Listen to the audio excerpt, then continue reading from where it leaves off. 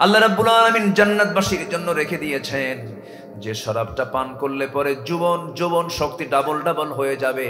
যুবক কোনোদিন জান্নাতি, কোনোদিন বুড়া হবে না। জোরে কোন সুবহানাল্লাহ।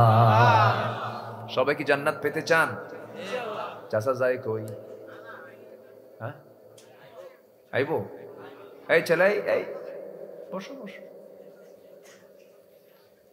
সবাই কি জান্নাত পেতে চান? কয়টা নহর, কয়টা ঝর্ণা থাকবে? জান্নাতে হুর থাকবে, গেলমান থাকবে। এত সুন্দরী হুর আল্লাহ রাব্বুল আলামিন জান্নাতে রেখে দিয়েছেন, যে সুন্দরী নারীগুলোর চামড়াগুলো স্বচ্ছ কাঁচের মতো থাকবে, ভিতরের হাড় পর্যন্ত দেখা যাবে। তাদের মুখের থুতু যদি জমিনে যদি ফেলে দেওয়া হতো, গোটা জমিন সুগন্ধে ভরপুর হয়ে যেত। যুবকরা, কোন নারীর পিছনে দৌড়াও? ওই জান্নাতের হুরকে পেতে হলে দুনিয়াতে কোনো অবৈধ সম্পর্ক রাখা যাবে না। তুমি যে বিয়ের মধ্য দিয়ে যে বৈধ সম্পর্ক করবে, বউটা যদি ভালো হয়, সেই জান্নাতের মধ্যে তোমার বউটা তোমার জন্য হুর হয়ে যাবে। যেরকম সুবহানাল্লাহ। দুনিয়াতে নোংরামি করা যাবে না। আল্লাহ রাব্বুল আলামিন এই সমস্ত অফারগুলো দিয়ে রেখেছেন, জান্নাতের অফারগুলো দিয়ে রেখেছেন। এমন হুর দেব যে হুরকে পৃথিবীর কোন জিন ইনসান তাকে কখনো স্পর্শ করে নাই। লাম ইয়াতমিসহুন্না ইনসুন ক্বাবলাহুম ওয়ালা জান্নুন ফাবিআইয়ি আলা'i রাব্বিকুমা তুকাযযিবান। কোন জিন ইনসান স্পর্শ করে নাই এমন হুর তোমার জন্য আল্লাহ রাব্বুল আলামিন জান্নাতে রেখে দিয়েছেন। সেই জান্নাতের হুরকে সবাই নিতে রাজি আছেন নাকি? আস্তে আস্তে কয়, সবাই কি নিতে রাজি আছেন? ও দেখুন, বুড়া চাচাও রাজি আছে। বুড়ি জানলে কিন্তু খবর আছে। তুমি হুরের জন্য পাগল না? আল্লাহ তাআলা মেয়েদের কেমন নেচার দিয়েছেন, তারা হুরের গল্প শুনলেও মন খারাপ করে। রাতের বেলা যেন হুরের গল্প নিয়ে যেন একই বিছানায় শুয়ে পড়েন না, তাহলে কিন্তু বেকায়দা হয়ে যাবে। এক পর্যায়ে বলবে, তুমি ওই কাত হইয়া হুর নিয়ে শুয়ে থাকো। কষ্ট পাচ্ছেন নাকি আপনারা? আমার বন্ধুগণ, তাহলে দুনিয়ার মদের ফলাফল হলো মদ খেলে পরে লাঞ্চ পচে যায়, ব্রেন উল্টা পাল্টা হয়ে যায়, ব্রেন এলোমেলো হয়ে যায়, লিভার পচে যায়, লাঞ্চ পচে যায়, চোখ লাল হয়ে যায়, চেহারার সৌন্দর্য নষ্ট হয়ে যায়। কিন্তু জান্নাতের যে শরাব আল্লাহ রাব্বুল আলামিন দিবেন, সেই শরাবটা হবে এমন শরাব যা খেলে পরে চেহারা সুন্দর হয়ে যাবে, যৌবন টকবক করবে, যৌবনের শক্তি ডাবল হয়ে যাবে। জোরে বলেন সুবহানাল্লাহ। আউযু বিল্লাহি মিনাশ শাইতানির রাজীম।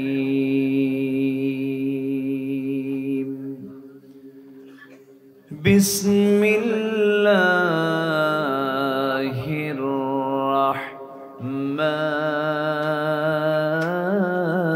রাহমানির রাহিম।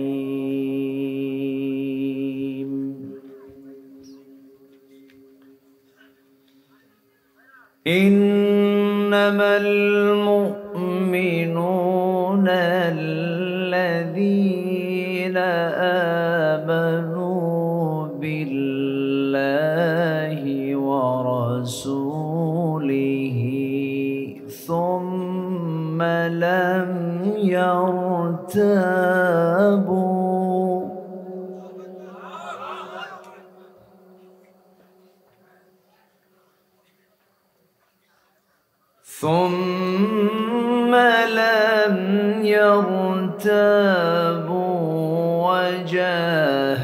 وجاهدوا بأموالهم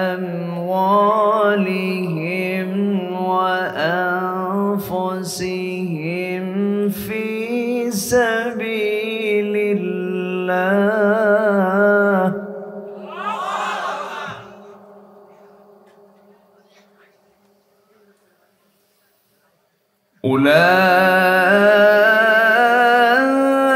أولئك هم الصادقون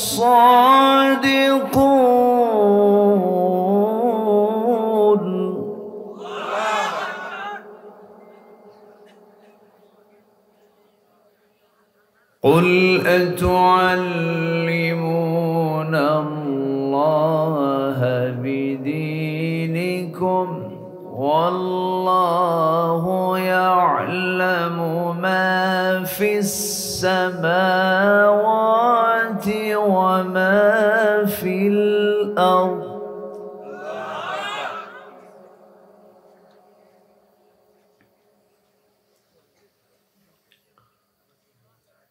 والله بكل شيء عليم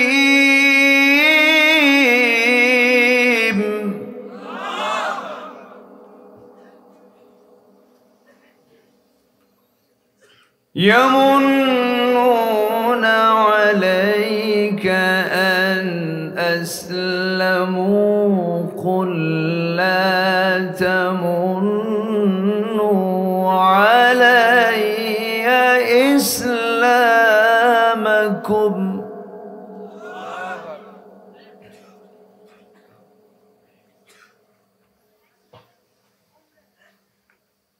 بل الله يمن عليكم أن هداكم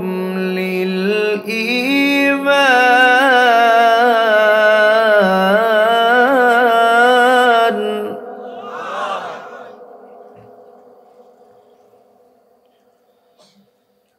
أن هداكم للإيمان إن كنتم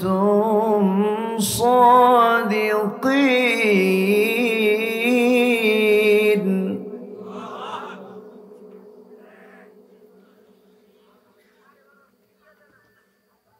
إن الله يعلم غيب السماوات والأرض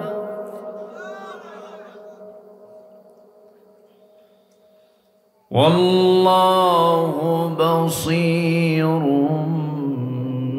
بما تعملون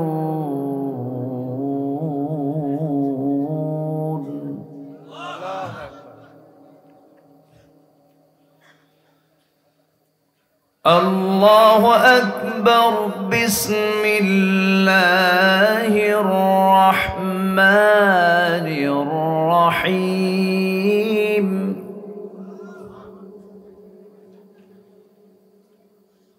إن الله وملائكته يصلون على النبي يا أيها الذين آمنوا صلوا عليه وسلموا تسليما اللهم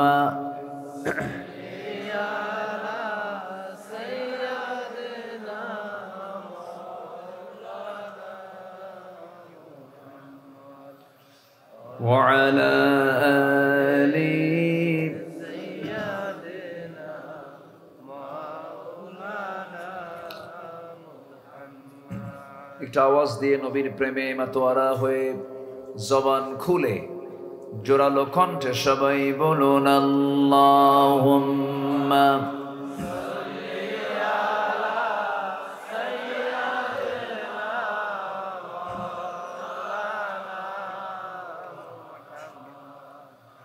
وعلى آل سيدنا مولانا محمد সবাই বলুন বালাগাল উলা বিকামালিহি কাশাফাত তুজা বিজামালিহি حسنت جميع خصاله صلوا سورة يوسف بداري حكمت لقمان امام قاری قرآن باری یہ دل سادمان ما بلغ العلا بكماله كشف الدجى بجماله حسنت جميع خصاله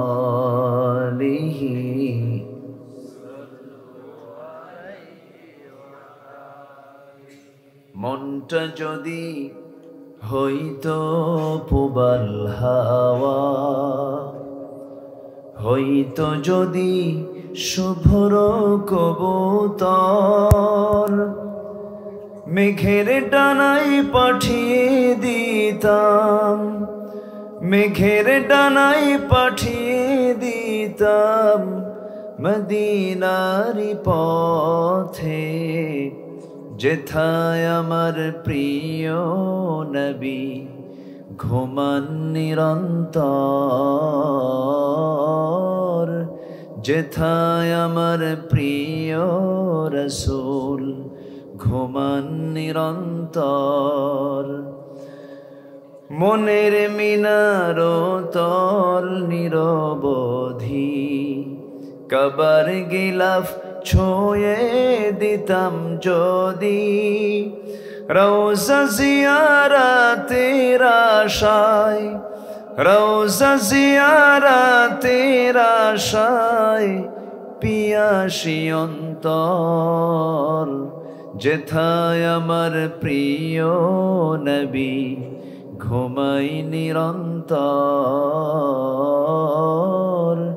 যেথায় আমার প্রিয় রসূল ঘুমান নিরন্তর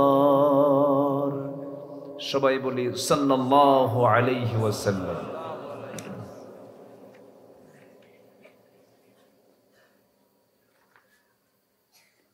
ঢাকা অঞ্চলের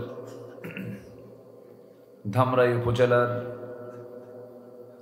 হরিদাসপুর দক্ষিণ কান্টাহাটি ইউনাইটেড ইয়ুথ ক্লাব মাহফিল ইন্তজামিয়া কমিটি কর্তৃক আয়োজিত পঞ্চম বার্ষিকী ওয়াজ মাহফিল 2024 ঈদগাহ মাঠে অনুষ্ঠিত আজকের এই মহৎ আয়োজনের সম্মানিত সুযোগ্য সভাপতি, আজকের এই প্রোগ্রামের বরেণ্য সাহেব সদর জনাব মুহিদুর রহমান বাবুল সাহেব, আজকের মাহফিলের বরেণ্য অতিথি, বরেণ্য মেহমান,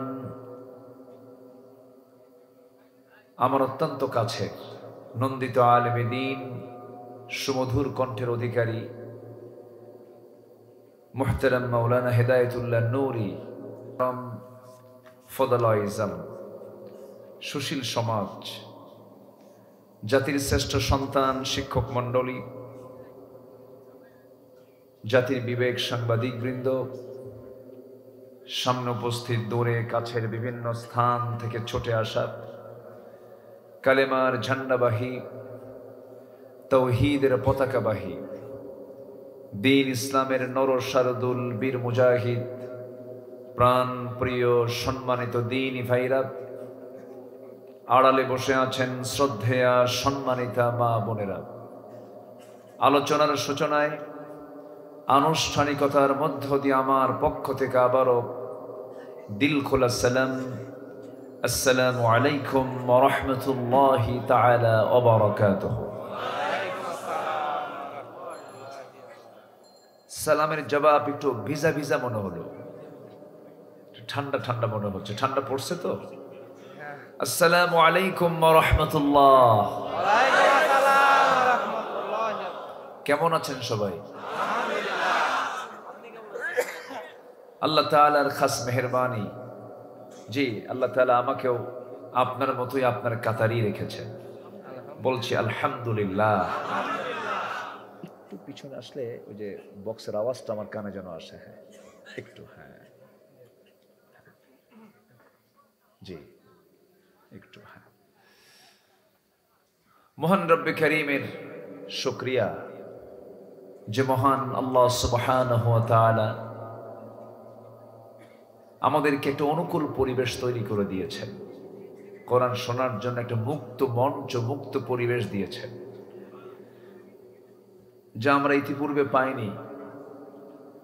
মাহফিল করতে গেলে থানায় যাওয়া লাগতো। এটা একটা প্রবলেম না বলেন তো? কোরআন শোনার জন্য থানায় কেন যাওয়া লাগবে? এই ট্র্যাডিশন কেন চালু হয়েছিল? কি জন্য চালু হয়েছিল? কোরআন শোনার জন্য পরিবেশ কঠিন করা দরকার না সহজ করা দরকার? এই যে মাহফিল কমিটি আয়োজন করেছে, মূলত এটা তো আদর্শ নাগরিক তৈরি করার একটা মাধ্যম। এই দেশের মানুষ যেন ভালো হয়, আদর্শ নাগরিক হয়ে গড়ে উঠতে পারে, তাহলে এটা কি সরকারের কাজ নয়? সরকারের তো এটা দায়িত্ব। যে কাজ গভর্নমেন্ট করার কথা, সেই কাজ জনগণ করছে তার নিজের পয়সা খরচ করে। তার আবার অনুমতি নেওয়ার জন্য থানায় যেতে যেতে জুতার তলা নাই।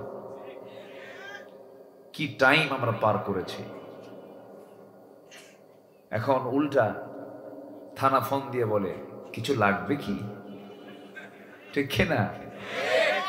কি পরিবেশ আমরা পেয়েছি। এই পরিবেশ যিনি তৈরি করে দিয়েছেন, শুকরিয়া আদায় করছি, বলছি আলহামদুলিল্লাহ। জোরে বলি আলহামদুলিল্লাহ। চিৎকার মেরে বলছি আল্লাহুম্মা ইন্নী আসআলুকা আল হুদা ওয়াত তুকা ওয়াল আফাফা ওয়াল গিনা। সবাই বলি আল্লাহুম্মা লাকা আসলামতু ওয়া বিকা আমানতু ওয়া আলাইকা তাওয়াক্কালতু ওয়া ইলাইকা আনাবতু ওয়া বিকা খাসামতু। আমরা আল্লাহ তাআলার শুকর আদায় করে নিলাম। সম্মানিত হাজিরিন, আমার অভ্যাস অনুযায়ী আল্লাহ তাআলার কালাম, আসমান থেকে নাজিল হওয়া গ্রন্থ আল কোরআন আল কারীমের 49 নম্বর সূরার শেষ দিকের কয়েকটা আয়াতে কারীম আমি তেলাওয়াত করেছি। সেই তেলাওয়াতকৃত আয়াতগুলোকে সামনে রেখে কিছু কথা আমি বলতে চাচ্ছি। আমাকে সময় দেওয়া যাবে তো? সময় দিতে রাজি আছি। আল্লাহ তাআলা কবুল করুন, জোরে বলি আমিন। সম্মানিত ভাইয়েরা, আমার আগের যিনি মেহমান ছিলেন,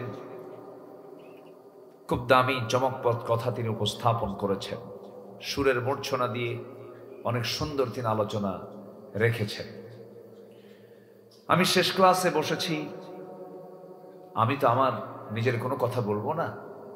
আমি চেষ্টা করব আমার নিজের কোনো কথা না বলে কথা বলতে চাই আমরা কার কথা? কথা বলতে চাই আমরা রাসূলের কথা। যা আল্লাহ বলেছেন, মা কাল আল্লাহ ওয়া মা কাল রাসূল, আল্লাহ যা বলেছেন এবং রাসূল যা বলেছেন, এই পৃথিবীতে যত কথা আছে, এই দুই কথার চাইতে দামি কথা পৃথিবীতে আর দ্বিতীয়টা নাই। বলি আলহামদুলিল্লাহ। সম্মানিত ভাইয়েরা, আমরা একত্রিত হয়েছে এমন সময়, যে সময় শুধু বাংলাদেশ নয়, গোটা পৃথিবীর 2 শতাধিক রাষ্ট্রের কোথাও শান্তির কোনো পরিবেশ নাই। কোথাও না। আপনি ভাবতেছেন স্বপ্নের দেশ আমেরিকা? কে বলেছে? সবচাইতে মানসিক রোগী আর পাগলা বেশি আমেরিকায়। হতাশ, সুখ নাই, শান্তি নাই, টাকা আছে, পয়সা আছে, কিন্তু সালমান এফ রহমান মার্কা। কি কথা কি বুঝতেছেন আপনারা? দাড়ি কাটছে না, জানেন না আপনারা? দাড়ি কাটা নাই, কাটছে, শান্তি নাই। সম্মানিত বন্ধুগণ, সুখ শান্তি পেতে হলে, প্রকৃত সুখ এবং শান্তি পেতে হলে থাকতে হবে সবার আগে নির্ভেজাল ঈমান। নির্ভেজাল কি থাকতে হবে? ঈমান থাকতে, তাহলে সুখ থাকবে। ঈমান আছে যেখানে সুখ আছে, সেখানে ঈমান আছে যেখানে শান্তি আছে, সেখানে ঈমান আছে যেখানে প্রশান্তি আছে, সেখানে। ঈমান ছাড়া মানুষ কখনো সুখী হতে, শান্তি পেতে পারে না। সম্মানিত ভাইয়েরা, অনেক কথা আছে, আস্তে আস্তে করে বলবো আমরা। গোটা পৃথিবীতে 56টি মুসলিম রাষ্ট্র, 2 শতাধিক রাষ্ট্রের মধ্যে 56টি মুসলিম রাষ্ট্র, যার জনসংখ্যা প্রায় 200 কোটি। মোট জনসংখ্যা 800 কোটির 1/4, প্রতি 4 জনে 1 জন করে মুসলমান গোটা পৃথিবীতে এখন। এবং বিশ্বের শীর্ষ ধনীর তালিকায় প্রথম দিকের 10 রাষ্ট্রের মধ্যে একাধিক রাষ্ট্রগুলোই হচ্ছে মুসলিম। প্রাকৃতিক সম্পদ, খনিজ সম্পদের দিক থেকে ম্যাক্সিমাম সম্পদ আজকে মুসলমানদের নিয়ন্ত্রণে। এত কিছু পজিটিভ থাকার পরেও মুসলমানদের প্রথম কিবলা বাইতুল মুকাদ্দাস আজকে আক্রান্ত। গোটা পৃথিবীর মুসলমান আজকে মার খাচ্ছে, কম না বেশি? বেশি। আমার দেশের মানুষকে রক্তাক্ত করছে। চট্টগ্রামের এক আল্লাহওয়ালা বলবো আমি, 5 ওয়াক্ত নামাজি, মুসলিমদের পক্ষে সে ওকালতি করত। মুসলিম, নতুন মুসলিম যারা হয়েছে তাদের পক্ষে ওকালতি করত। সেই শহীদ সাইফুল ইসলাম আলিফ, ভাগ্যবান একজন যুবকের নাম। তার স্ত্রীর গর্ভে 3 মাসের সন্তান। 3 বছরের ফুটন্ত গোলাপকে রেখে গেছে, মা আমি কোর্ট থেকে আসতেছি, আমি তোমার জন্য চকলেট নিয়ে আসব এবং তোমাকে নিয়েই খাবো আমি। ফেরার হয়নি, রাস্তায় উপর্যুপরি চা পাতি দিয়ে, অস্ত্র দিয়ে তাকে কোপায় কোপায় মেরেছে। লাস্ট ভিডিওতে সে ইয়া আল্লাহ শব্দ চিৎকার দিয়ে দুনিয়া থেকে বিদায় নিয়েছে। সম্মানিত বন্ধুগণ, আজকে আলেমদেরকে, কোরআনের পক্ষে যারা কথা বলে, দিন নিয়ে যারা কথা বলে, কোরআন যারা সমাজে চায়, তাদেরকে জঙ্গি বলে গালি দেওয়া হয়, সন্ত্রাসী বলে গালি দেওয়া হয়। কিন্তু এই যে চট্টগ্রাম যে ঘটনা ঘটলো, যে হত্যাকাণ্ড ঘটিয়েছে, এগুলো কি সন্ত্রাসী নয়? এগুলো কি অপরাধ নয়? এগুলো কি অন্যায় নয়? প্রতিটি হত্যার বিচার বাংলার জমিন আমরা দেখতে চাই, ঠিক কিনা? অপরাধী যেই হোক না কেন, অপরাধীর দিকে তাকিয়ে বিচার করা যাবে না, অপরাধের দিকে তাকিয়ে বিচার করতে হবে। অপরাধ দেখে বিচার করবো আমরা, অপরাধী দেখে নয়।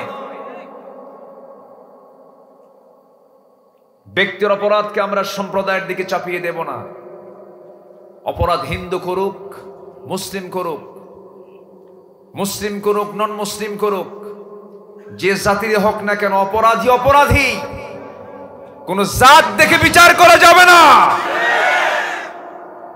আইন বুঝে বিচার করতে হবে। আইন সবার জন্য, আইন সবার জন্য সমান। আল্লাহ রাব্বুল আলামিন বলেন,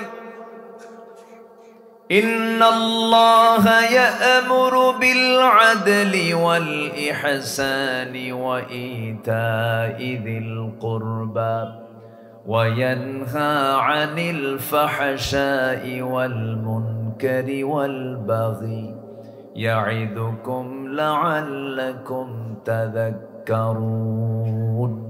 জোরে বলুন আল্লাহু আকবার। সূরাতুন নাহল আয়াত নাম্বার 90। গোটা কোরআনের ভিতরে সবচাইতে ব্যাপক অর্থবোধক এই আয়াতটা অনেক বড় অর্থ বহন করে। জুমার খুতবায় আয়াত ছাড়া হয় না।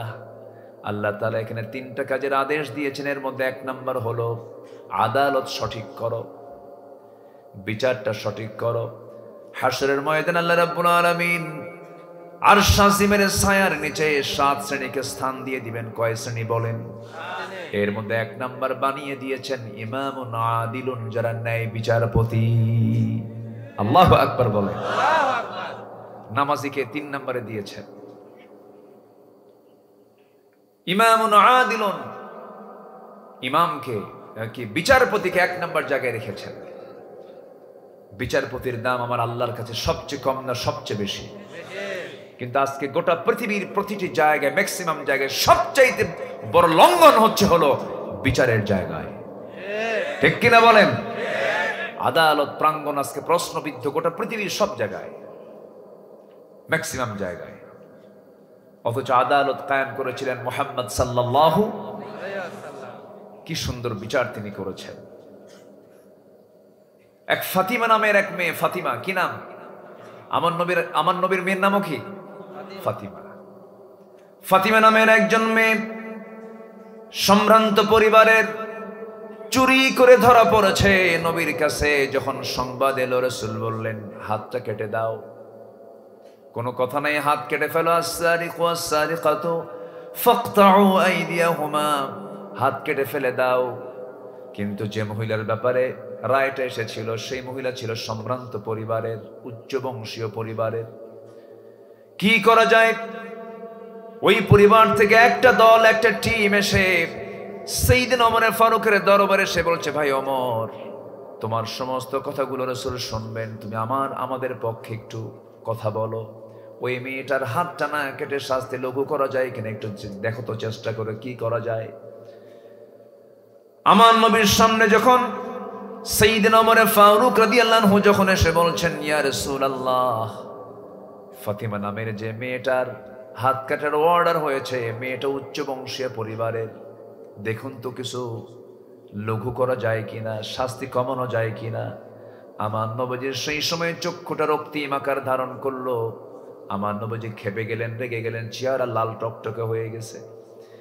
নবীজি খেপে গিয়ে অগ্নিশর্মা হয়ে ওমর ফারুককে লক্ষ্য করে বলছেন, ওমর, তোমার এই মুহূর্তে তোমার সেই দারাজ কণ্ঠ কোথায় গেল? ওমর, একটা কথা জেনে রেখে দিও যে ফাতিমা চুরি করে ধরা পড়ার কারণে আমি রাসূল হাত কাটার অর্ডার দিয়েছে। সেই ফাতিমা চুরি না করে যদি আমার কলিজার টুকরা ফাতিমা বিনতে মুহাম্মদ চুরি করে ধরা পড়তো, সবার চোখের সামনে আমি নিজ হাতে আমি আমার মেয়ে ফাতিমার হাতটা কেটে দিতাম। জোরে বলি আল্লাহু আকবার। এটার নাম হলো বিচার। দুনিয়াতে যার ওজন ঠিক থাকবে,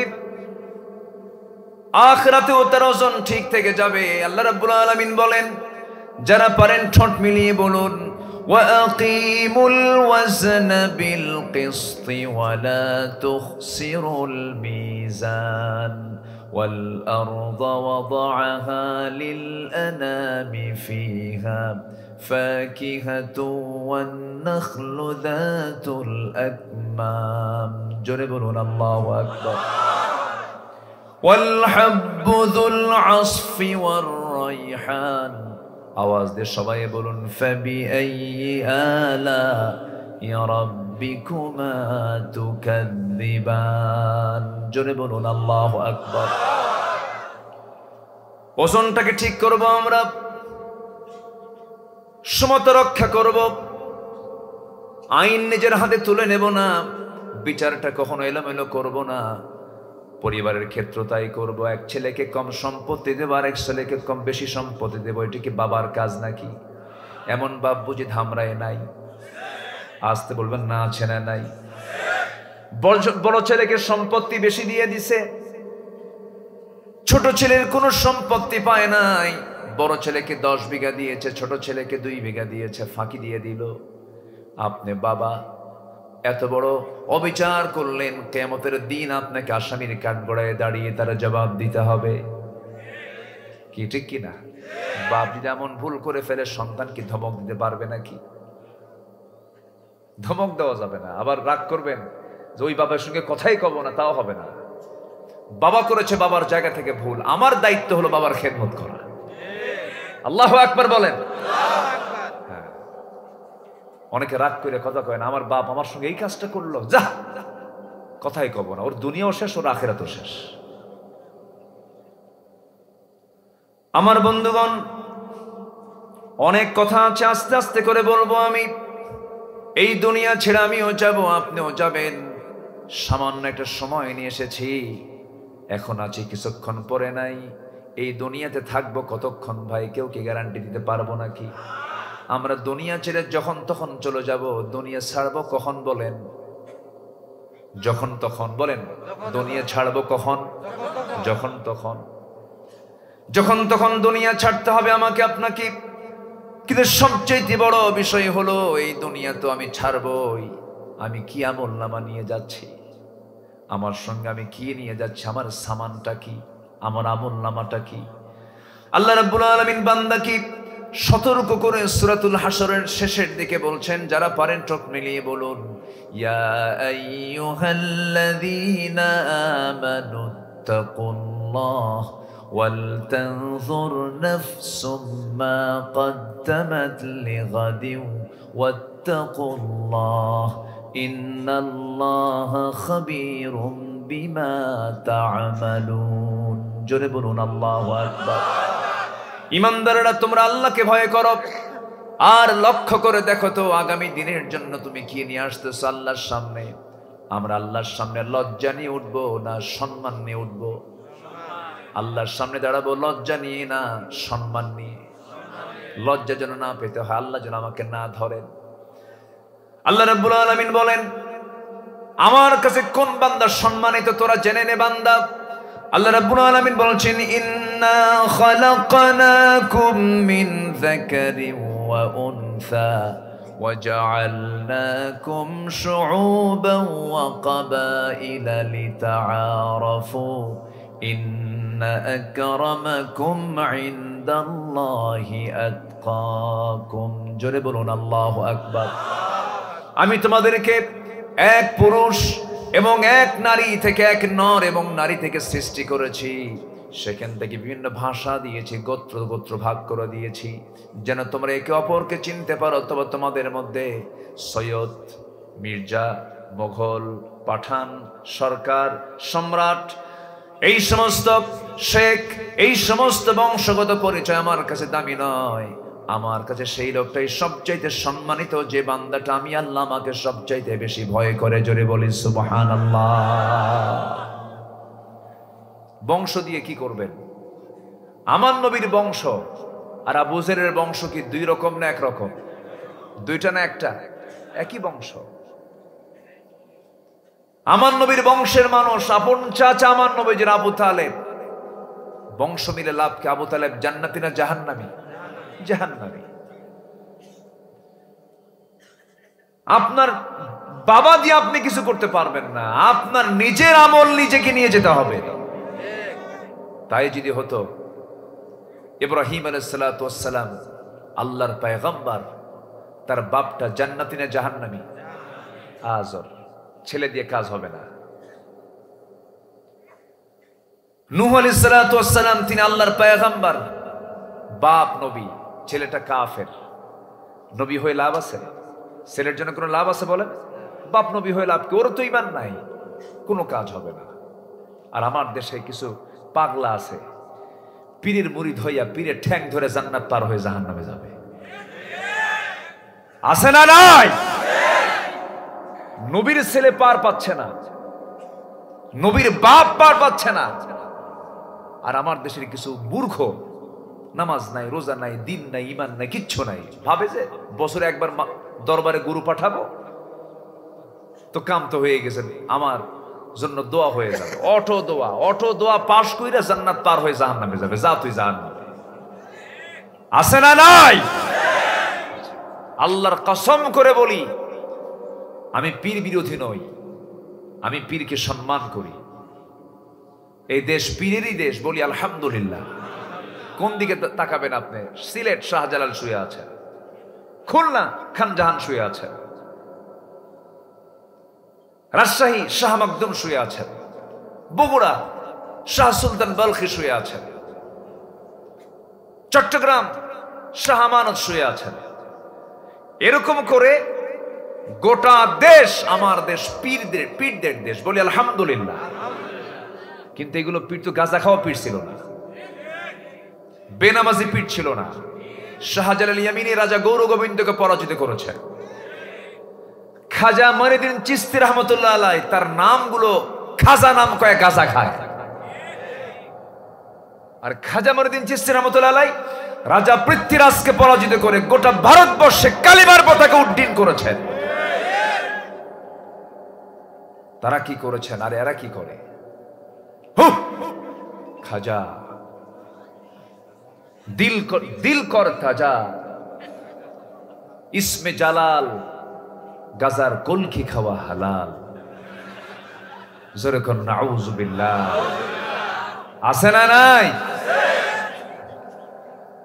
ওরা বলে মোল্লা মুন্সি নামাজ পড়ে, মারেফত তো বোঝে না, বাবার নামে হালকা দিলে ওযু গোসল লাগে না। ওদের ওযুও নাই, গোসলও নাই। মানুষ না জানোয়ার? গরু কি ওযু করে? গরু কি গোসল করে? ওরা বোঝে না? পাখি বোঝে কিছু? তাহলে ওদেরও ওযু নাই, গোসল নাই, গরুরও ওযু গোসল নাই। There is no difference between man and cow. ওই গরু আর মানুষের মধ্যে কোনো তফাৎ আছে নাকি? না। সম্মানিত ভাইয়েরা, মন খারাপ করবেন না। সমাজের যে রোগগুলো আছে সেই রোগগুলো ধরার দরকার আমাদের আছে না নাই বলেন তো? আছে। জান্নাত পাওয়ার জন্য বেশি দূরে যেতে হবে না তো, কোরআন ধরলিত হয়ে যাচ্ছে। মেধা দিয়েছেন কে? চোখ দিয়েছেন কে? কান দিয়েছেন কে? বোঝার মতো জ্ঞান দিয়েছেন কে? কোরআনটা কার? মেধা খাটাও, চোখ দেখো, শোনো, বাস হয়ে গেল তো। এত কিছু দরকার নেই, কোরআন তো সামনে আছে। আমার দুঃখ লাগে, আমি অবাক হয়ে যাই, ইমানটা কেমনে বিক্রি করে দেয় ওদের কাছে। মানিকগঞ্জ তো বেশি দূরে না, না কাছাকাছি। একটা মাহফিল ছিল এক গ্রামে, মাহফিলে গেছি, বলে হুজুর আপনি যে গ্রামে আসছেন মাহফিল করতে, এই গ্রামে 350 পীর। বললাম যে আমারে দাওয়াত দিলেন কেন? হুজুর একটাও নামাজ পড়ে না, একটাও নামাজ পড়ে না। তাহলে এটা কেমন হলো বলে? ওইদিকে ব্রাহ্মণবাড়িয়ায় এক এলাকা দেখলাম, সে এলাকার নামই হলো 3 লাখ পীর। কয় লাখ পীর? 3 লাখ পীর। কোথায় যাবেন? এত পীর আমার দেশে থাকার পরও গাঁজা বন্ধ হয় না, ইয়াবা বন্ধ হয় না, নেশা বন্ধ হয় না, মদের কারবার বন্ধ হয় না, সুদের কারবার বন্ধ হয় না কেন? দরবারগুলো ভণ্ড দিয়ে ভরে গেছে, ঠিক কিনা বলেন? ঠিক কিনা? এক শাহজালাল থাকলে, এক শাহ পরাণ থাকলে, এক শাহ আমানত থাকলে, একখান জাহান আলী থাকলে গোটা দেশের বিপ্লব হয়ে যেত। কষ্ট পাচ্ছেন? কথা বলি, আলোচনা শুনতে রাজি আছেন তো? জোরে বলি ইনশাআল্লাহ। আমরা দুনিয়া সাজাবো না আখিরাত সাজাবো? ভালো করে কোন। দুনিয়া কি করবেন? সাজাবেন না, ঈমান দিয়ে সাজাবো দুনিয়া। জোরে বলি ইনশাআল্লাহ। দুনিয়ার দরকার আছে না নাই? এই তো লাইনে আসছেন আবার। এখন বলেন দুনিয়াও সাজাবো, আখিরাতও সাজাবো। দুনিয়াও দরকার, আখিরাতও দরকার। দুনিয়াকে সুন্দর করি, আখিরাত সুন্দর করতে হবে। আমার কথা কি বোঝা যায়? আপনাদের ভাষাগুলো অনেক সুন্দর। আজকে আমার অনেক কিছু খাওয়াইছে। কে যে খাওয়ালো? খুব সুন্দর খাইছে আজকে, আলহামদুলিল্লাহ। আলহামদুলিল্লাহ বলে। হুজুররা নাকি খায় না, ভাত নাকি পায় না। এই দেশে যত বেকার আছে, আমি চ্যালেঞ্জ করে বলতে পারি কোন মাদ্রাসা পড়ুয়া, কোন ছাত্র, কোন শিক্ষার্থী বেকার নাই। যদি বেকার থাকে, এই কলেজ পড়ুয়া, ভার্সিটি পড়ুয়া কিছু বেকার আছে, কিন্তু মাদ্রাসা পড়ুয়া কেউ বেকার নাই। রিজিক নিয়ে এত টেনশন করি কেন আমরা? রিজিকের দায়িত্ব কার? দুনিয়াতে খাওয়া সহজ না মার পেটে খাওয়া সহজ? সহজ। মার পেটে খাওয়া সহজ। মনে আছে খাওয়া? মনে আছে আপনাদের? খাওয়াইছে কে? কে খাওয়াইছে? যে আল্লাহ তাআলা ওই সুরক্ষিত অন্ধকার, ফি কারারিম মাকিন, নিকষ কালো ঘন অন্ধকার মার পেট। পৃথিবীর কোন গোডাউন, পৃথিবীর কোন কারখানা, পৃথিবীর কোন প্রোডাকশন স্পট আলো ছাড়া চলে না। আলো ছাড়া কোনো কিছু প্রোডাকশন হয় না। আল্লাহ তাআলা মানুষকে এমন একটা জায়গায় বড় করলেন যেখানে কোনো আলোই নাই। জোরে বলে সুবহানাল্লাহ। কে খাওয়াইছেন? তা আল্লাহ যদি ওই জটিল জায়গায় খাওয়ান, এই দুনিয়াতে খাওয়াতে পারেন না? না আসতে বলে পারেন কি পারেন না? অবশ্যই পারেন। সম্মানিত বন্ধুগণ, আমরা দুনিয়াও সাজাবো, আখিরাতে সাজাবো। কি দিয়া বলেন? দুনিয়া সাজাবো কি দিয়া? সাজানোর মাধ্যম কি? আল্লাহ আবার দোয়া শিখিয়ে দিয়েছেন, যারা পারেন ঠোঁট মিলিয়ে বলুন, রব্বানা আতিনা ফিদ দুনিয়া হাসানাতাও ওয়া ফিল আখিরাতি হাসানাতাও ওয়া কিনা আযাবান নার ওয়াজআলনাল জান্নাতা মাআল আবরার। জোরে বলুন আল্লাহু আকবার। এখানে দুনিয়াও আছে, আখিরাতও আছে। আগে আখিরাত না আগে দুনিয়া? বলেন বলেন বলেন। এখানে আমরা যে দোয়া চাচ্ছি, আমরা কি আখিরাত আগে চাচ্ছি না দুনিয়া আগে চাচ্ছি? রব্বানা আতিনা ফিদ দুনিয়া হাসানা ওয়া ফিল আখিরাতি হাসানা। দুনিয়াকে সাজাবো আমরা কোরআন দিয়ে, ইসলাম দিয়ে। জোরে বলি ইনশাআল্লাহ। আমার বন্ধুগণ, যেখান থেকে আমি তেলাওয়াত করেছি সেই তেলাওয়াত কি আয়াতের দিকে আস্তে আস্তে চলে যাব। দুনিয়াকে সাজাবো আমরা, দুনিয়া সাজিয়ে আমরা আখিরাতকে আমরা সুন্দর করে প্রস্তুতি নিয়ে ফেলবো আখিরাতের। দুনিয়া যার সুন্দর সাজানো হয়ে যাবে, আখিরাত তার জন্য মহা বড় নিয়ামতে সে ধন্য হয়ে যাবে, জান্নাত সে পেয়ে যাবে। আখিরাতের প্রস্তুতির জন্য দুনিয়ার জীবনে আমরা 15টা কাজ দিয়ে আমরা আমাদের জীবনটাকে সাজিয়ে নেব। কয়টা কাজ দিয়ে বলেন? বলেন কয়টা? বলেন 15টা কাজ দিয়ে আমরা জীবনটাকে সাজিয়ে নেব। আমি কিন্তু একটাও বলি নাই, ধীরে ধীরে একটা একটা করে বলবো। বলেন সময় দরকার আছে কিনা? আমাকে সময় দিচ্ছেন তো? খুব সুন্দর মানুষ আপনারা, কোনো মানুষের নড়াচড়া নেই। বলি আলহামদুলিল্লাহ। বউটা আমার অজান্তে মেয়ে সন্তান হয়েছে, আমাকে বললো মৃত সন্তান। সন্তানটা আমার চোখের আড়ালে বড় করেছে। 6 বছর হয়ে গেছি, কিন্তু আমি জানি না আমার সন্তানটা পৃথিবীতে বেঁচে আছে মেয়ে সন্তান হয়ে। হঠাৎ করে আমার চোখের সামনে কিন্তু ধরা পড়ে গেল। আমার মতো চোখ, আমার মতো হাত, আমার মতো পা, চট করে ধরলাম আমি তার হাত, চেপে ধরে নিয়ে বউয়ের সামনে হাজির করে বললাম, বউ আমার সত্যি করে বলো তো, এর চোখটা আমার মতো দেখা যায়, এর চেহারাটা আমার মতো দেখা যায়, এর হাঁটন চলন ফেরন সবকিছু আমার মতো। আমার মন বলছে এই সন্তানটা আমাদের কেউ হবে। বউটা থরথর করে কেঁপে কেঁপে বলছে, স্বামী আমার কতক্ষণ তথ্য গোপন করবো, এই সন্তান তো আমাদেরই। এই কথা শোনা মাত্র আমি খেপে গেলাম, প্রকাশ করতে দিলাম না। আমি ভিতরে ভিতরে চরম খেপে গেছি, রাগ উঠেছে আমার। শয়তান বন করেছে, সন্তানটাকে মেরে ফেলবো কেমনে। আমি কৌশল করে অভিনয় শুরু করে সন্তানটাকে কোলের মধ্যে নেমে আদর করলাম, চুমু দিলাম।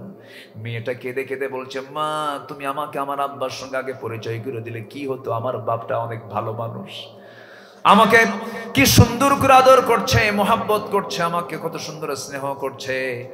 এরপরে আমি আমার বউটাকে বললাম, তোমার মেয়েটাকে সুন্দর করে সাজিয়ে দাও, কোন নানির বাড়িতে নিয়ে যাব। মেয়েটা আমার কোলের মধ্যে এসে লাফালাফি করে। মেয়েটাকে সুন্দর করে সাজুগুজু করে যখন রওনা দিলাম, রাস্তায় বের হয়ে গেলাম।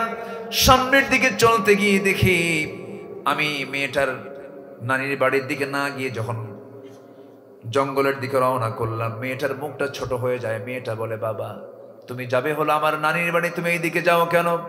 কিচ্ছু বললাম না। জঙ্গল পার হলাম, হাতের মধ্যে কোদাল নিয়ে গর্ত খনন শুরু করে দিলাম। ঠিক দ্বিপ্রহর দুপুরবেলা গর্ত যখন খনন করছি, হুজুর আমার দাড়ির মধ্যে ছিটকে এসে কিছু মাটি ঢুকে যায়। আমার মেয়েটা তার ছোট্ট নখ দিয়া 5টা আঙ্গুল দিয়ে খিলাল করে করে সেই মাটিগুলো সাফ করে দেয়। আমার গায়ের ভিতরে থেকে ঘামগুলো ঝরতেছে, প্রচন্ড গরমে কোদাল মারতেছি, ঘামগুলো ঝরতেছে শরীর থেকে। গামছা দিয়া দিয়া সেই ঘামগুলো মুছে মুছে দেয়ার বলে, বাবা গর্ত খনন কেন করো? তুমি এখানে কি করবা? নানির বাড়ি কি যাবা না নাকি? কিচ্ছু বললাম না। গর্ত খনন যখন শেষ হয়ে গেল, হুজুর অভিনয় শুরু হলো আমার। আবার নতুন করে মেয়েটাকে বললাম, মা দেখো তো গর্ত খনন কেমন হয়েছে। আমার মেয়েটা সরল মনে গর্তটা দেখার জন্য যখন গর্তের কাছাকাছি এসে উকি মেরে দেখতে নিয়েছে, আমি পিছন দিকে চলে গেলাম। পিছন থেকে এমন জোরে সজোরে ধাক্কা মারলাম, এক ধাক্কা মেয়েটা গর্তের মধ্যে উপর হয়ে পড়ে গেল। মেয়েটা আমার চোখের সামনে চিৎ হলো। দুই হাত এক জায়গায় করে বলছে, বাবা বুঝতে পেরেছি আমার আম্মার কতটাই বাস্তব, তুমি আমাকে আজকে এখানে মারার জন্য নিয়ে এসেছো, আমাকে তুমি আজকে মেরেই ফেলবে বাবা, কিন্তু শেষবারের জন্য তোমার কাছে করজোরে মিনতি জানাই, প্রাণ ভিক্ষা চাই, আজকে আমাকে প্রাণ বাঁচায় দাও, জীবনে বিনিময়ে তোমার সঙ্গে আমি শপথ দিলাম আমৃত্যু আমার চেহারা তোমার সামনে আমি কখনো দেখাবো না, আমারে বাঁচায় দাও বাবা। দিল নরম হলো না, শিরকিয়াতের কারণে, জাহালাতের কারণে, সামাজিক কারণে পাশবিক হৃদয় আমার খেপে গেল, রেগে গেল, হাতের মধ্যে পাথর নিলাম, বুক বরাবর চেপে মেরে দিলাম, একটা জোরে মেরে দিলাম তার বুক বরাবর, ফিঙ্কি দিয়ে রক্ত বের হয়ে গেল, নিজের হাতে মাটি চাপা দিয়া পাথর চাপা দিয়া জনমের মতো সন্তানকে মেরে ফেলে দিলাম। হুজুর আমার কোনোদিন এটা মনে হয় নাই, কিন্তু আমি দিন যেদিন গ্রহণ করেছি, ইসলাম যেদিন কবুল করে নিয়েছে, সেদিন থেকে নিয়ে আমার কোনো রাত ঘুম হয় না, বারবার মেয়ের কথা মনে হয়, হুজুর আমার মনে হয় এই গুনাহটা আল্লাহ রাব্বুল আলামিন মাফ করবেন না। রাসূল বলছেন, ওরে ও আমার সাহাবী রে, এর চেয়েও যদি কোনো বড় অপরাধ তুমি ইসলাম পূর্ব যুগে করতে, ইসলাম গ্রহণ এমন একটা বিষয়ের নাম আল্লাহ রাব্বুল আলামিন সব গুনাহগুলো ইসলাম গ্রহণের মধ্য দিয়ে মাফ করে দেয়। আমার বন্ধুগণ, সেই মানুষগুলো এত ভালো হলো কেমনে? ওমরের মতো মানুষ রাসূলকে খুন করার জন্য তরবারি হাতে নিয়ে বের হয়েছিলেন, সেই ওমর জগৎধন্য একজন ব্যক্তি হয়েছেন কেন? অন্য কোনো জাদু মন্ত্র নয়, একমাত্র কি মানার কারণে। বলেন আসতে বলবেন না কি মানার কারণে? আমরা শ্রেষ্ঠ হব কি দিয়া? আসতে বলবেন না কি দিয়া? কোরআনকে সবাই মানতে রাজি আছেন নাকি? সবাইকে মানতে রাজি আছি? জোরে বলি ইনশাআল্লাহ, আরো জোরে বলি ইনশাআল্লাহ। আখিরাত সাজাবো আমরা 15 কাজ দিয়ে। কয়টা কাজ দিয়ে বলেন? 1 নাম্বার হলো ঈমান। কি বলেন? 1 নাম্বার কি? নাম্বার 2 হলো জিহাদ। নাম্বার 2 কি? জিহাদ। জিহাদের দরকার আছে না নাই? বসে আছেন, এটাও জিহাদ। বলি আলহামদুলিল্লাহ। কষ্ট করে আসছেন, এটাও কি? জিহাদ। ফজরে উঠতে মন চায় না, ওজুর পানি ঠান্ডা উঠতেছে নামাজ পড়তে, এটা কি? জিহাদ। 2-1 করে ওঠার চান্স নিচ্ছেন মনে হয় নাকি? হ্যাঁ, কেউ উঠবেন না, কেউ উঠতে চাইলে উঠতে দিবেন না। রাগ করতেছেন নাকি আপনারা? জিকির করি লা ইলাহা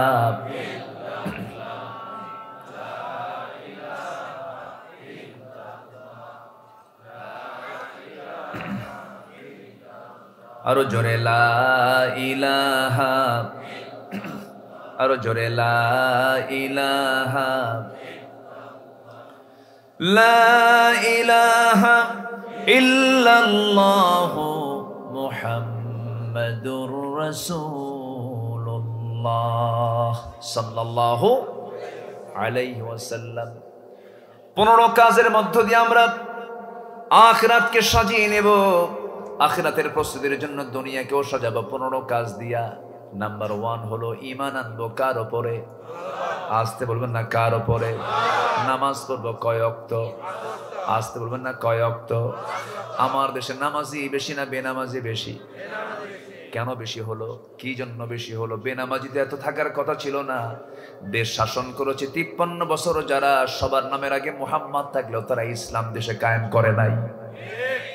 কেউ দেশ চালিয়েছে 25 বছর, কেউ চালিয়েছে 16 বছর, কেউ চালিয়েছে 9 বছর, মাঝখান দিয়ে মঈনুদ্দিন ফখরুদ্দিন এই গ্রুপগুলো চালাইছে কয়েক বছর। সবার পরিচয় মুসলমান হলেও কেউ ইসলাম দিয়ে রাষ্ট্র চালায় নাই।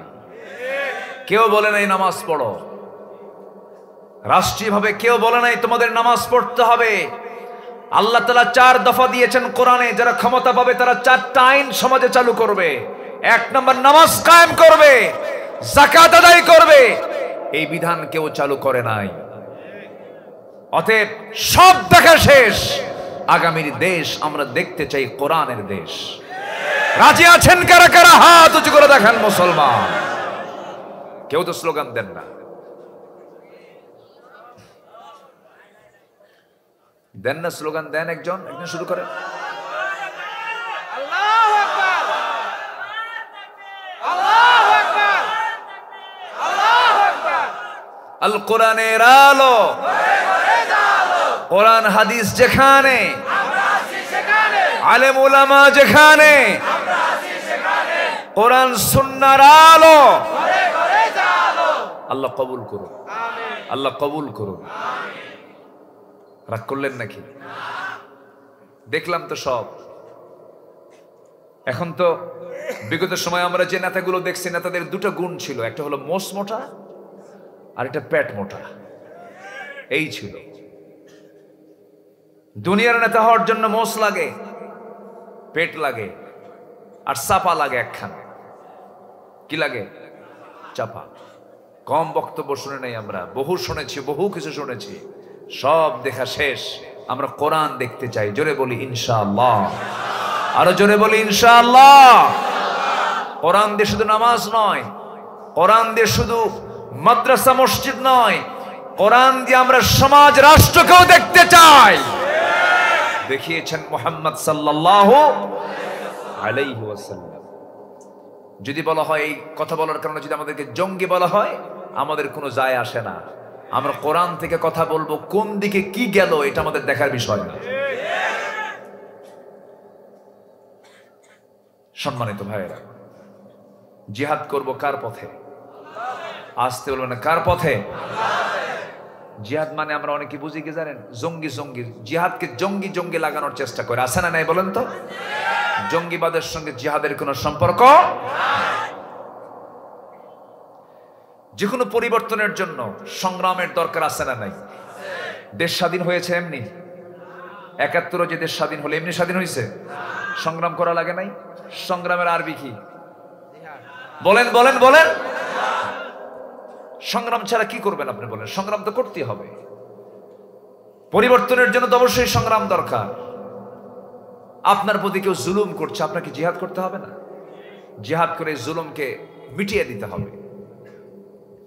সম্মানিত ভাইয়েরা, সম্মানিত বন্ধুগণ, আমার নবীজির 23 বছরের 10 বছর, একটানা 10 বছর মদিনায় তিনি ছিলেন। ৮৬টা যুদ্ধ তিনি 10 বছরে করেছেন। কয়টা বলেন? ৮৬টা। তাহলে গড়ে প্রত্যেক বছর কয়টা করা হয়? ৮টারও বেশি, ৯টার কাছাকাছি। তিনি নিজে ২৭টি যুদ্ধের তিনি নেতৃত্ব দিয়েছেন সামনে থেকে। আল্লাহু আকবার বলেন।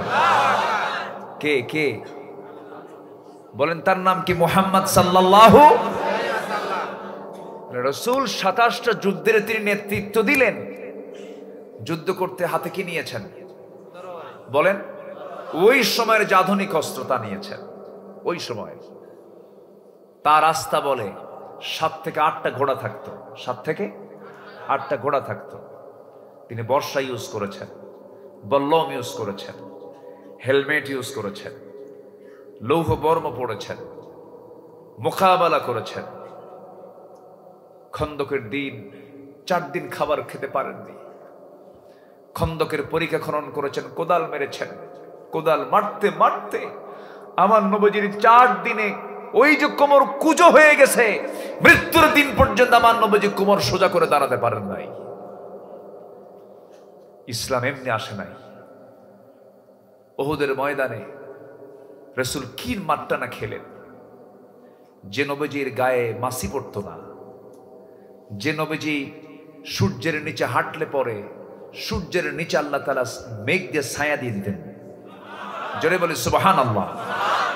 সেই নবীজি উহুদের ময়দানে একাকী পড়ে গেলেন। রাসূলকে তারা টার্গেট করে ফেলেছে, কারণ এই লোকটাকে মারলেই ইসলাম শেষ। আমার নবীজিকে টার্গেট করে ফেললো উহুদের ময়দানে। রাসূলকে তারা দুনিয়া থেকে বিদায় করার মানসিকতা নিয়ে বৃষ্টির মতো যখন তীর মারা শুরু করেছে, সাহাবী 10 জন এসে নবীর সামনে স্টিল নাও দাঁড়িয়ে গিয়ে বলছে, হুজুর নড়াচড়া করবেন না, যত তীর লাগুক আমাদের গায়ে লাগুক, আমরা আপনার গায়ে লাগাতে দেব না। 10 জনের 9 জনই দুনিয়া থেকে বিদায় নিলেন। আবু দাজানা সর্বশেষ সাহাবী রাসূলকে জড়িয়ে ধরে বলছেন, হুজুর তীর মারা বন্ধ হয় নাই, যত তীর লাগবে আমার গায়ে লাগবে, আপনার গায়ে লাগাতে দেব না। রাসূলকে বাঁচাতে গিয়ে সেই দাজানার পিঠের মধ্যে 1টা 2টা নয় 70 থেকে 80টি তীর বিদ্ধ হওয়ার দাগ ফুটে উঠেছে। শাহাদাত বরণ করেছেন। নবীজি একাকী পড়ে গেলেন। কাছে এসে কেউ নবীর একদম কাছে আসার সাহস পায় না, কারণ বিশ্ব নবী ভয় করে। হাতের মধ্যে পাথর নিয়ে এক কাফের ইবনে কাইমা নামে একজন কাফের নবীজির মাথা বরাবর যখন মেরে দিল, নবীজির কপালে গিয়ে লাগলো।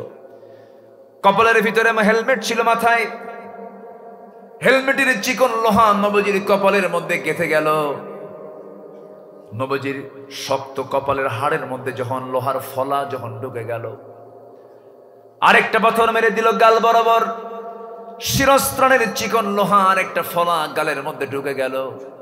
আরেকটা পাথর যখন মেরে দিয়েছে, নবীজির সামনের সুন্দর দুটা দাঁত ভেঙে পড়ে গেল। একই মুখের মধ্যে তিনটে ইঞ্জুরি কপালে, গালে এবং দাঁতে। আমার নবীজি নিজেকে আর নিয়ন্ত্রণ করতে পারলেন না, নিয়ন্ত্রণ হারায় মুখ থুবড়ে জমিনে পড়ে গেলেন। রাসূল যখন জমিনে পড়ে গেছেন, চতুর্দিকে কাফের মুশরিকরা ঘোষণা করে দিল, মুহাম্মদ নিহত, কুতিলা মুহাম্মদ। রাসূল দুনিয়া থেকে বিদায় নিয়েছেন এমন কথা যখন সাহাবীদের কানে কানে চলে গেছে, একজন পাগলি সাহাবী আহারে মদিনার উপকণ্ঠ থেকে দৌড় মেরে মেরে উহুদ প্রান্তরের দিকে আসতেছেন। বলা হলো, কই যাও, তুমি কি জানো তোমার প্রাণপ্রিয় ভাই আজকের যুদ্ধে মারা গেছে? তিনি বলছেন, ভাই মরুক, সমস্যা নেই, আমার রাসূল আছে কিনা। আরেকজন এসে বলছে, ও মহিলা, কোথায় যাচ্ছ তুমি?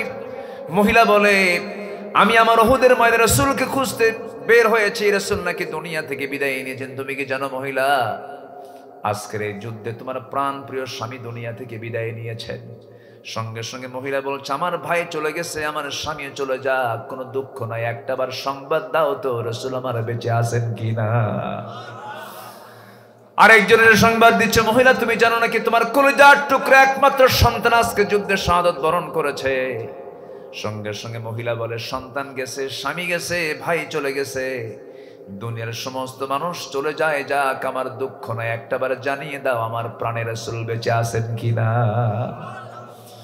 আরেকজন সাহাবী নবীর মৃত্যুর কথা শুনে, ইয়াং সাহাবী, রাতের বেলায় স্ত্রী সহবাস করেছেন, ফরজ গোসল করে ফরজ নামাজ পড়বেন, সংবাদ পেয়েছেন রাসূল নাই, ফরজ গোসল বাদ দিলেন, ফজরের ফরজ নামাজে বাদ দিলেন।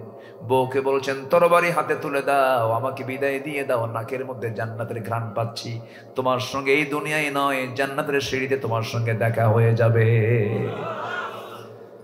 তিনি চলে গেলেন যুদ্ধের ময়দানে, তিনিও শাহাদাত বরণ করলেন। আমার নবীজি ওইদিকে মুখ থুবড়ে জমিনে পড়ে গেছেন। সাহাবীদের মধ্যে কান্নার রোল পড়ে গেছে। সাইয়েদনা আলী রাসূলকে তন্ন তন্ন করে খুঁজে বেড়াচ্ছেন না, রাসূল মারা যেতে পারেন না, নবুয়তের কাজ তো শেষ হয় নাই।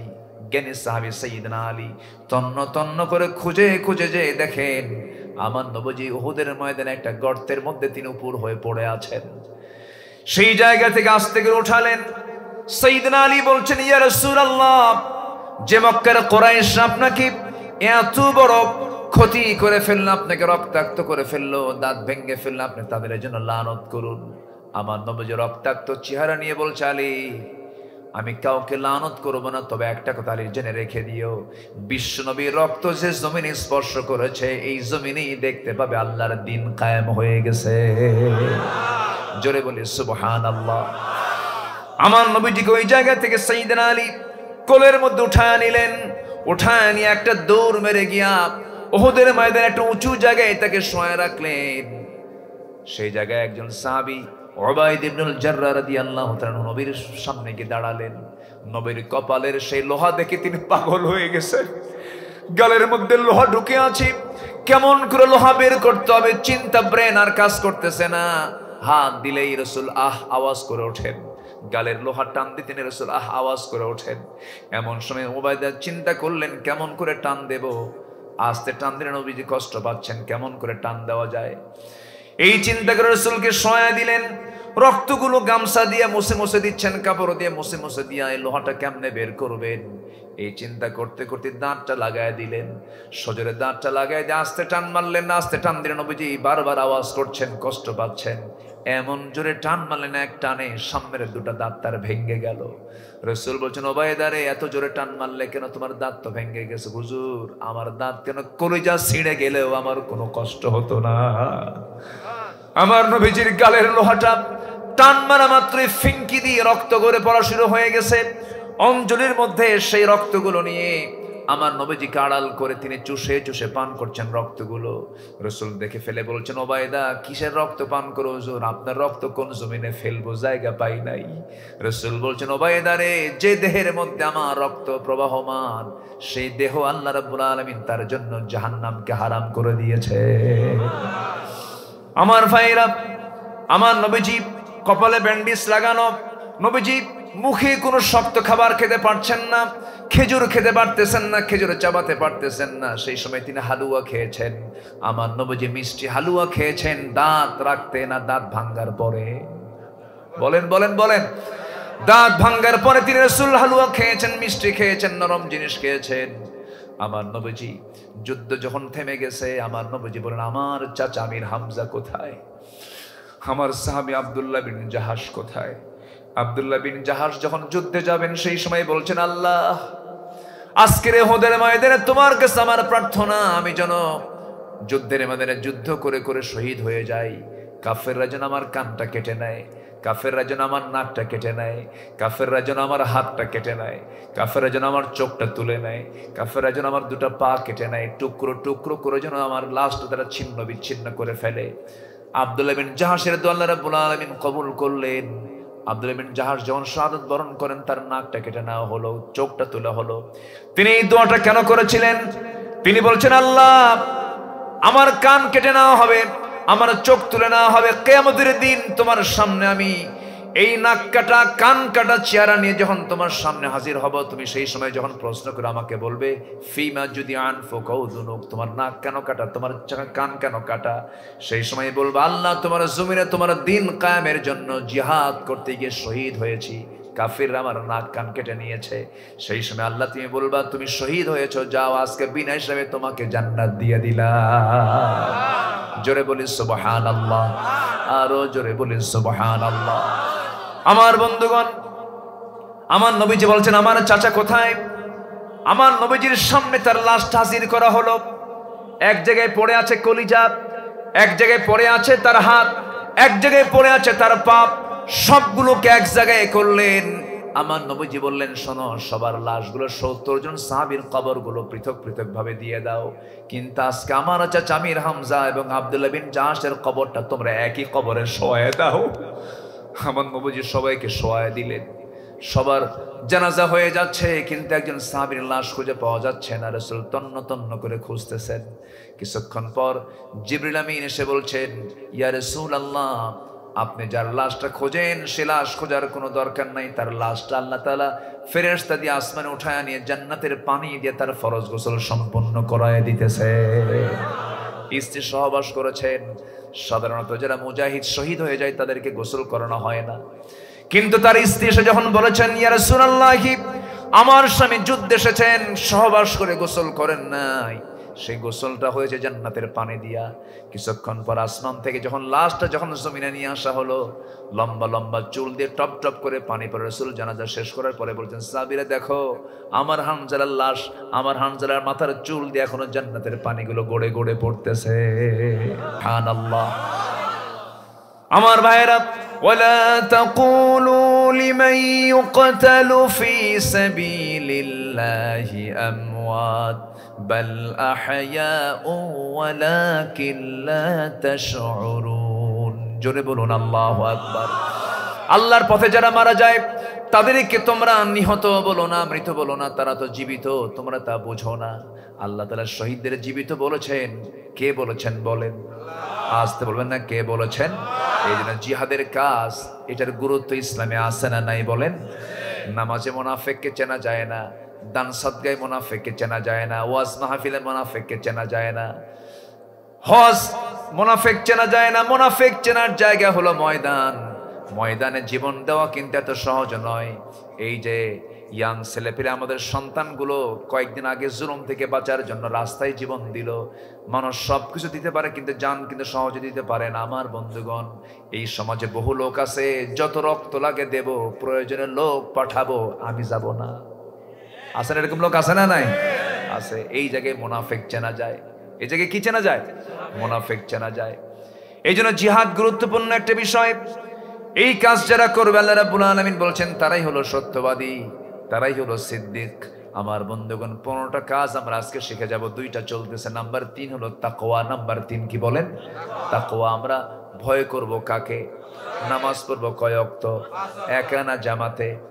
আসতে বলবেন একা না জামাতে? মনোযোগে না মনোযোগে? বুঝে না না বুঝে? জেনে না না জেনে? সময় না সময়ে?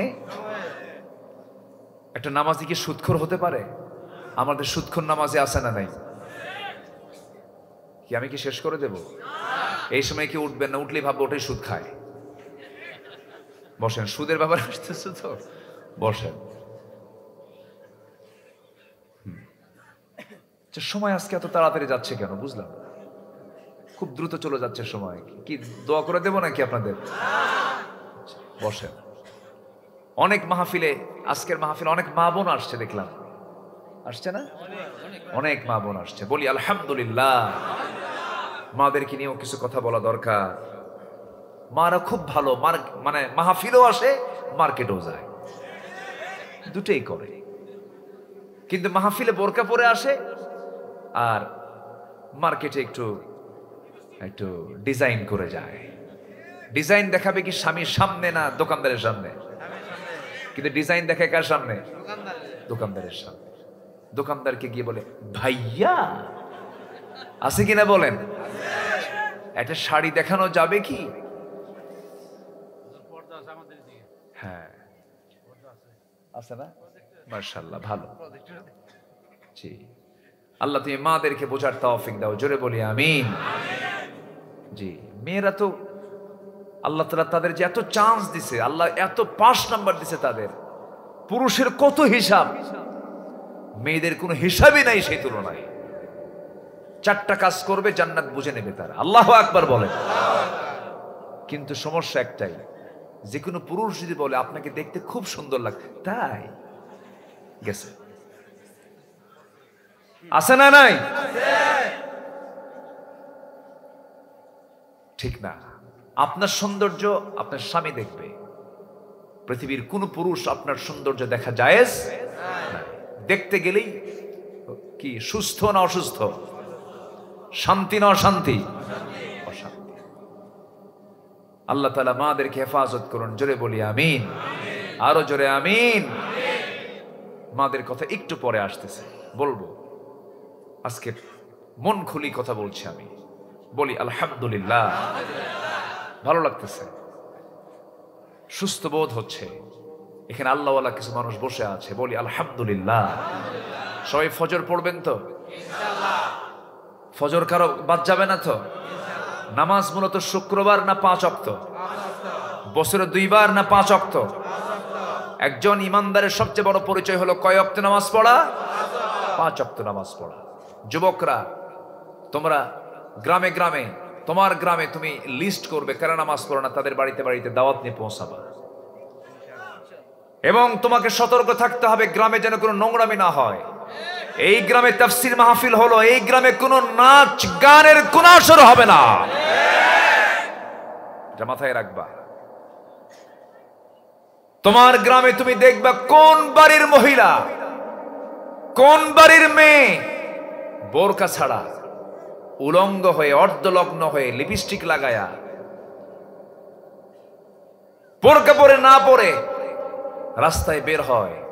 এটা দেখবা। দেখার পর তোমরা যুব সমাজ সব একসঙ্গে বাড়িতে গিয়ে বলবা আপনার মেয়ে এরকম পোশাকে বাইরে বের হয়, আমাদের চোখের গুনাহ হয়। এই গ্রামে থাকতে হলে বোরকা ছাড়া বের হওয়া যাবে না।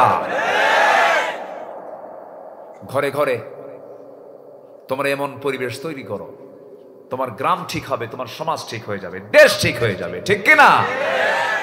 করে ফেলো। সম্ভব কি অসম্ভব? অসম্ভব না সম্ভব?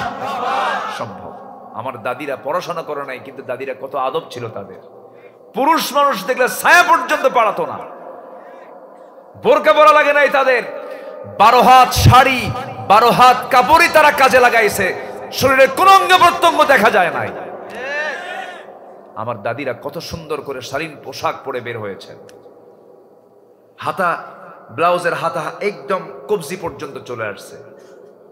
ব্লাউজটা পরেছেন একদম পেট দেখা যায়নি। আমার দাদিদের আমল ছিল, কত সুন্দর শুনানি আমল ছিল, এলেম কালাম কম ছিল, পড়াশোনা কম ছিল, কিন্তু কোরআন দিয়ে, নামাজ দিয়ে, জিকির দিয়ে গোটা জীবনটা ভরপুর ছিল তাদের। কি সুন্দর তারা ছিলেন। আর আজকে যত বড় শিক্ষিতা তত বড় বেয়াদব, ঠিক কি না? শিক্ষিত হয়েছে কিন্তু কি শেখে নাই? কি শেখে নাই? কোরআন শেখে নাই। স্বাধীন হয়েছে ৭১ সালে দেশ। সেই সময় আমার দেশের মেয়েরা, আমার দাদিরা ব্লাউজ বানাতে কাপড় ব্যবহার করেছেন ১ গজ ৪ গিরা, যা দিয়ে সব ঢেকেছে, পেট পিঠ সব ঢাকছে। স্বাধীন হতে হতে ৫৩ বছরে এসে সেই ব্লাউজের কাপড় কমতে কমতে ১ গজই বাদ আছে, খালি ৪ গিরা। আমি কি ভুল বলতেছি? এই স্বাধীনতা আমরা চাইনি। আমরা চেয়েছি নারী এবং পুরুষের নিরাপত্তার গ্যারান্টি, ঠিক কিনা? ঠিক কিনা? আজকে সেই গ্যারান্টি আছে? নাই। আমরা চাই আল্লাহর কাছে, আল্লাহ যেন আমাদের এই জমিনটাকে কোরআনের জন্য কবুল করেন। জোরে বলি আমিন, আরো জোরে আমিন। স্বামী স্ত্রী বন্ধন হচ্ছে জান্নাতি বন্ধন। কি বন্ধন বলেন? জান্নাতি বন্ধন। সেই বন্ধন বাদ দিয়া আরেকজনের স্বামীর সাথে ইটিস পিটিস আছে কিনা? আছে কিনা বলেন? আকাম কুকাম করে, পরকিয়া করে, নোংরামি করে, কোন রহমত থাকবে না, অশান্তি অশান্তি, এগুলো করা যাবে না। কার বউ নিয়ে কে শুয়ে থাকে, এগুলো আছে না? আছে না? আছে না? এগুলো আছে না? আছে না? নাই? এগুলোকে প্রমোট করেছে। এগুলোকে প্রমোট করার পেছনে সবচেয়ে বড় দায়ী হলো আমার পার্শ্ববর্তী দেশের ইন্ডিয়ান চ্যানেলগুলো। ধ্বংস করে দিয়েছে আমাদের মা সমাজকে। আমার মা ওই সমস্ত চ্যানেলগুলোর মুখে থুতু মারবেন, দেখবেন না ওগুলো নোংরা জিনিস। ওগুলো সম্মানিত বন্ধুগণ, আজকে অবাধ মেলামেশা, অবাধ যৌনাচার চলছে। এগুলো আল্লাহ তাআলা এগুলো থেকে আমাদেরকে বাঁচান। জোরে বলি আমিন, আরো জোরে আমিন। নারী পুরুষ, স্বামী এবং স্ত্রী যদি হয়, এটা হলো জান্নাতি পরিবেশ। বলি আলহামদুলিল্লাহ। যেখানে মাওয়াদ্দাতাও ওয়া রাহমা, যেখানে ভালোবাসাও আছে, রহমতও আছে। আর যেটা বিয়ে ছাড়া, ওখানে কিছু ভালোবাসা থাকতে পারে কিন্তু কোনো রহমত কি আছে? গজব। জেনা আছে যেখানে, মদ আছে সেখানে, মদ আছে যেখানে, খুন আছে সেখানে, ঠিক কিনা বলেন? জেনা, মদ এবং খুন তিনটা একসঙ্গে জড়িত। এই তিনটে আমার দেশে আছে না নাই বলেন তো? এই তিনটা আমার দেশে আছে না নাই? জান্নাতি বন্ধন দেখেন কি বন্ধন। এক সাহাবী ইসলাম কবুল করেছেন, বউটা ইসলাম কবুল করেছেন। মক্কার ঘটনা। ইসলাম কবুল করার পরে আবু সালমা যখন দিন গ্রহণ করেছেন, বউটাকে নিয়ে, সন্তান একটার বয়স 3 থেকে 4 বছর, তাকে নিয়ে মদিনার দিকে যাবেন। কিন্তু শ্বশুর বাড়ির লোকজন এসে আবু সালমার কাছ থেকে তার বউটা উম্মে সালমাকে ছিনতাই করে নিয়ে চলে গেল। বলল, তোমাকে আমাদের মেয়েটাকে দেব না, আমাদের মেয়েকে তুমি তালাক দিয়ে দেবে, অথবা তুমি আমাদের মাঝে ছেড়ে দাও, আমি যেতে দেব না। আমরা জোরপূর্বক নিয়ে চলে গেল। তালাক উনি দেন নাই। ঠিক আছে, তোমরা নিয়ে চলে যাও, কিন্তু আমি আমার নবীজির দরবার ছাড়বো না। আমি মদিনার দিকে রওনা দিয়ে দিলাম। আবু সালমা এবং উম্মে সালমার ভিতরে দাম্পত্যময় জীবনটা এত বড় সুখময় ছিল, এত আনন্দময় ছিল যে একদিন গল্পের বসে বলে ফেলতেছেন। স্ত্রী তার স্বামীকে বলছেন, উম্মে সালমা তার স্বামীকে বলছেন, স্বামী একটা প্রশ্ন করব। কি প্রশ্ন? রাগ করবেন কিনা জানি না, আমি আপনাকে খুব ভালোবাসি।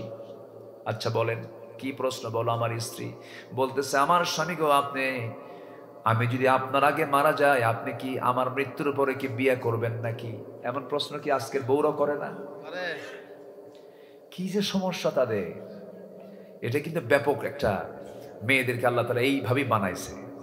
কি ঠিক আছে কিনা? ঠিক আছে কিনা বলে? মরে যাওয়ার পরে তো হিসাবই নেই দুনিয়ার। দেখেন কি চিন্তা। একজন মহিলা সাহাবী এই প্রশ্ন করতেছে, আমি যদি আগে মরে যাই আপনি কি বিয়ে করবেন? একটা গল্প মনে পড়লো আমার। ওই এক বেচারি, তার বউটার ক্যান্সার হয়েছে। তো ক্যান্সার হলে তার উপায় নেই, মারা যাবে।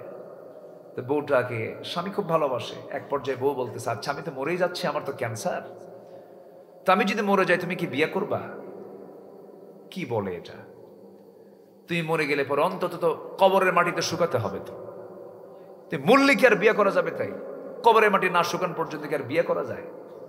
তো এই কথা শোনার পরে অসুস্থ মানুষ মারা গেছে, তার আগ দিয়ে তার ছোট ভাইকে বলে গেছে, শোন, আমি তো মরেই যাব, তোরে কিছু দায়িত্ব দিয়ে যাব।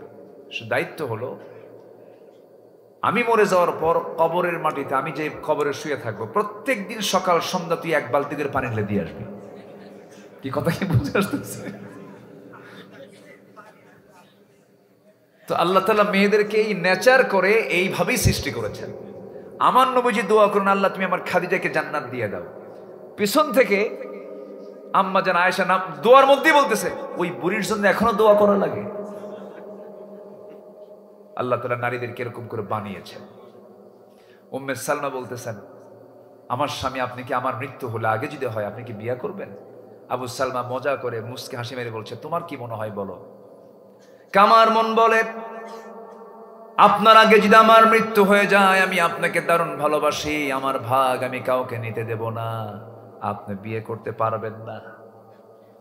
সঙ্গে সঙ্গে আবু সালমা বললেন, শোন আমার স্ত্রী, আমি তোমাকে দারুণ ভালোবাসি, যাও, তোমার ভালোবাসাকে প্রাধান্য দিয়ে আমি ওয়াদা করলাম, তোমার আগে যদি আমার আগে যদি তোমার মৃত্যু হয়ে যায় আমি কখনো বিয়ে করব না, তবে তোমার আগে যদি আমার মৃত্যু হয়ে যায় আমি তোমার জন্য সেই দোয়া করব না, আল্লাহ যেন তোমার সিকিউরিটির জন্য আমার চেয়ে উত্তম স্বামী যেন তোমাকে জুটাইয়া দেন।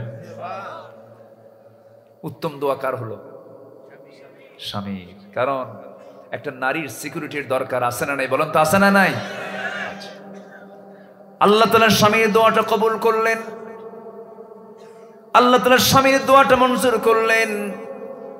আবু সালমা বউটাকে রেখে বাধ্য হলেন চলে যেতে মদিনায়।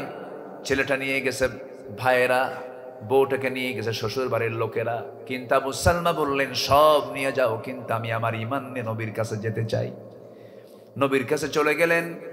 1 বছর যেতে না যেতেই উম্মে সালমা স্ত্রী করলেন কি, সবার চক্ষু আড়াল করে সন্তানটাকে কৌশলে নিয়ে রাতের আধারে লুকো চুরি করে বাবার ঘর থেকে লুকায় তিনি রওনা দিলেন মদিনার দিকে। মদিনায় পৌঁছে গেলেন, ফজরের সময় হয়ে গেল। মদিনায় পৌঁছার পর আজান হয়ে গেল। আজানের পরে নামাজ হলো। নামাজের পর সঙ্গে সঙ্গে ঘোষণা আসলো, আবু সালমা আজকে রাতে দুনিয়া থেকে বিদায় নিয়েছে। উম্মে সালমা মদিনায় ঢুকলেন, স্বামীটাও দুনিয়া থেকে বিদায় নিলেন। কি বড় দুঃখ! উম্মে সালমার চোখের পানি ফুরায় না। জানাজা শেষ হয়ে গেল, রাসূলকে জানান দেওয়া হলো, ইয়া রাসূলুল্লাহ, ইয়া হাবিবাল্লাহ, যে আবু সালমার আজকের জানাজা হলো, সে আবু সালমার স্ত্রী উম্মে সালমা আজকে মদিনায় ঢুকেছে। রাসূল বলছেন, আহারে উম্মে সালমা কোথায়? কমক জায়গায় তার বাচ্চা আছে নাকি? হ্যাঁ, বাচ্চাও আছে। আমার নবী উম্মে সালমাকে লক্ষ্য করে বলছেন, উম্মে সালমা, তোমার বাচ্চাকে নিয়ে তুমি কোনো টেনশন করবে না, ইতিমের সর্দার তোর সামনে দাঁড়ায় আছে, তোমার বাচ্চাটার দায়িত্ব আমি বিশ্বনবী নিজের কাঁধে উঠায়া নিলাম। আর তুমি উম্মে সালমা চিন্তা করো না, আমার তো সাহাবায়ে কেরাম আছে, সবচেয়ে ভালো যে সাহাবী সুরত সিরাত সবচেয়ে ভালো যার, এমন একটা সাহাবীর সঙ্গে তোমার বিয়ের বন্দোবস্ত করে দেব। উম্মে সালমা বলছেন, শুনুন ইয়া রাসূলুল্লাহি, আমার স্বামীর চাইতে উত্তম পুরুষ পৃথিবীতে দ্বিতীয়টা নাই, আমি এটাই মনে করি, আমার জীবনে বিয়ের কোনো প্রয়োজন নাই। কিন্তু ওইদিকে আবু সালমার দোয়া কবুল করেছেন তিনি কে? আল্লাহ সঙ্গে সঙ্গে জিবরাইলকে পাঠিয়ে দিয়ে বলছেন, উম্মে সালমা খুব পবিত্র একজন নারী, আবু সালমার দোয়া কবুল হয়ে গেছে, আপনি এই মহিলাকে বিয়ের প্রস্তাব আপনি বিশ্বনবী দিয়ে দেন। আল্লাহু আকবার বলেন। আমার বন্ধুগণ, অনেক অনেক লম্বা লম্বা কথা আছে। এই দুনিয়া থেকে আমরা চলে যাচ্ছি, দুনিয়াকে সাজাবো আখিরাতের কারণে। আখিরাতের প্রস্তুতি নেবার জন্য আমরা দুনিয়াতে 15টা কাজ করে যাব। নাম্বার 1 শিখেছি আমরা ঈমান আনবো। নাম্বার 2 হলো জিহাদের জন্য তামান্না রাখবো। নাম্বার 3 হলো তাকওয়া আনবো। নাম্বার 4 হলো আদালত কায়েম করব। কি কায়েম করব বলেন? আদালত কায়েম করব। নেক নাই বলবো, অন্যায়কে অন্যায় বলবো, নিজে ভুল করেছি স্বীকার করে নেব। আজকে এই 53 বছর জাতের যত নেতা, যত শাসক এদের শাসন করেছে, কেউ কি ভুল স্বীকার করছে? কেউ ভুল স্বীকার করছে? তাহলে ভুল ফেরেশতার হয় না। কি ফেরেশতা কি ভুল করে? ফেরেশতার কি গুনাহ আছে? মানুষের ভুল হয় কি হয় না? আজ পর্যন্ত কোন শাসক গোষ্ঠী, কোন নেতা মন্ত্রী বলছে আমার এই কাজটা ভুল হয়েছে? বলে কেউ? বলে আমার দেশে বলার কোন ট্র্যাডিশন আছে? সব ফেরেশতা, সব কি ফেরেশতা। আমার বন্ধুগণ, আমার ভাইয়েরা, আদালতটা কায়েম করতে হবে। আমি ভুল করেছি, এটা আমার অন্যায়, এটা ন্যায়, এটা অন্যায়।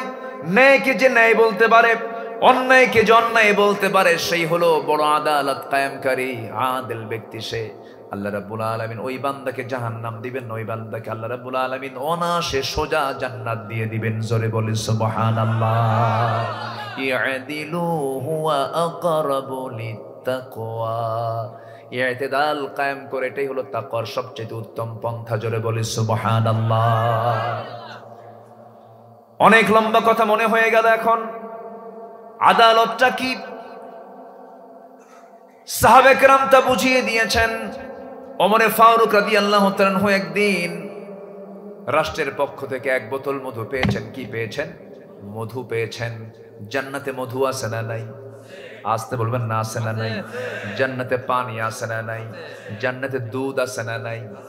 জান্নাতে আল্লাহ রাব্বুল আলামিন বিশেষ এক প্রকার শরাব রাখবেন।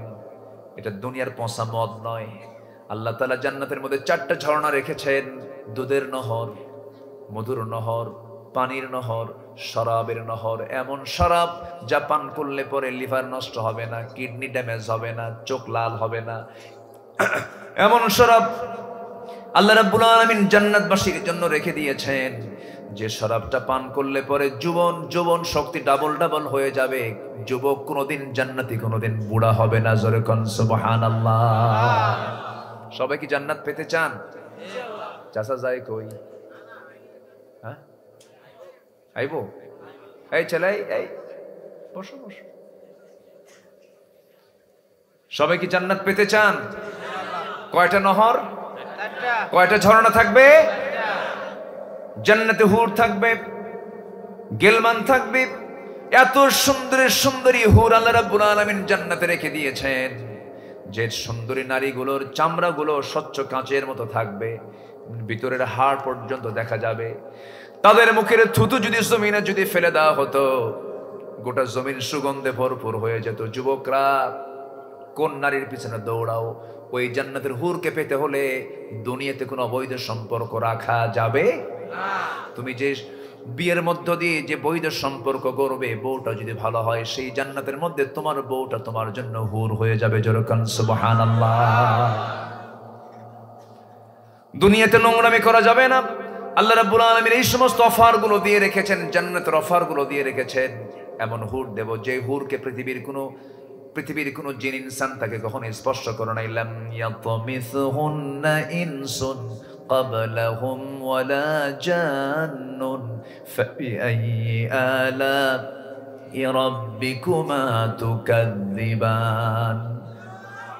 কোন জিনিস ইনসান স্পর্শ করে নাই, এমন হুর তোমার জন্য আল্লাহ রাব্বুল আলামিন জান্নাতে রেখে দিয়েছেন। সেই জান্নাতের হুরকে সবাই নিতে রাজি আছেন নাকি?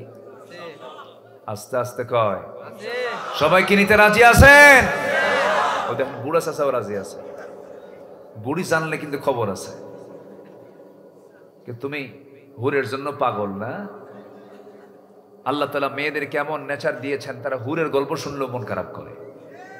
রাতের বেলা যেন হুরের গল্প নিয়ে যেন একই বিছানায় শুয়ে পড়েন না, তাহলে কিন্তু বেকায়দা হয়ে যাবে। এক পর্যায়ে বলবে, তুমি ওই কাত হইয়া হুর নিয়ে শুয়ে থাকো। কষ্ট পাচ্ছেন নাকি আপনারা? আমার বন্ধুগণ, তাহলে দুনিয়ার মদের ফলাফল হলো মদ খেলে পরে লাঞ্চ পচে যায়, ব্রেন উল্টা পাল্টা হয়ে যায়, ব্রেন এলোমেলো হয়ে যায়, লিভার পচে যায়, লাঞ্চ পচে যায়, চোখ লাল হয়ে যায়, চেহারার সৌন্দর্য নষ্ট হয়ে যায়। কিন্তু জান্নাতের যে শরাব আল্লাহ রাব্বুল আলামিন দিবেন, সেই শরাবটা হবে এমন শরাব যা খেলে পরে চেহারা সুন্দর হয়ে যাবে, যৌবন টকবক করবে, যৌবনের শক্তি ডাবল হয়ে যাবে। জোরে বলেন সুবহানাল্লাহ। যুবকরা, এই সমস্ত বিষয়গুলো লালন করো, কোরআনটা সুন্দর করে পড়ো। কোরআনের মধ্যে কত মজা, কত আনন্দ, কত ইতিহাস, কত কাহিনী, কত রেজাল্ট, কত ফলাফল আল্লাহ রাব্বুল আলামিনের মধ্যে দিয়ে দিয়েছেন। এটাই মহাসত্য, এটাই চিরসত্য। এর চাইতে মহাসত্য দুনিয়াতে আর দ্বিতীয়টা নাই। আমার বন্ধুগণ, 15টা কাজের মধ্যে আমরা শিখে নিলাম মাত্র এ পর্যন্ত 4টা, সামনে আরো এখন 11টা রয়ে আছে। আমরা একটা একটা করে শিখবো। জোরে বলি ইনশাআল্লাহ, আরো জোরে বলি ইনশাআল্লাহ। নাম্বার 4 হলো দিনের সঠিক ইলম আমরা হাসিল করব। দিনের জ্ঞান আমাদের অর্জন করার দরকার আছে না নাই? আমরা কোরআন শিখবো, সন্তানদেরকে শিখাবো, মাদ্রাসায় দেব, দিনের শিক্ষা আমরা শিখবো। জোরে বলি ইনশাআল্লাহ। আজকে পরিবার, আজকে সমাজে বাপ মার সেবার হার কমছে না বাড়ছে? বলেন, বাপ মার সেবার হার কমছে না বাড়ছে? শিক্ষার হার কমেছে না বেড়েছে?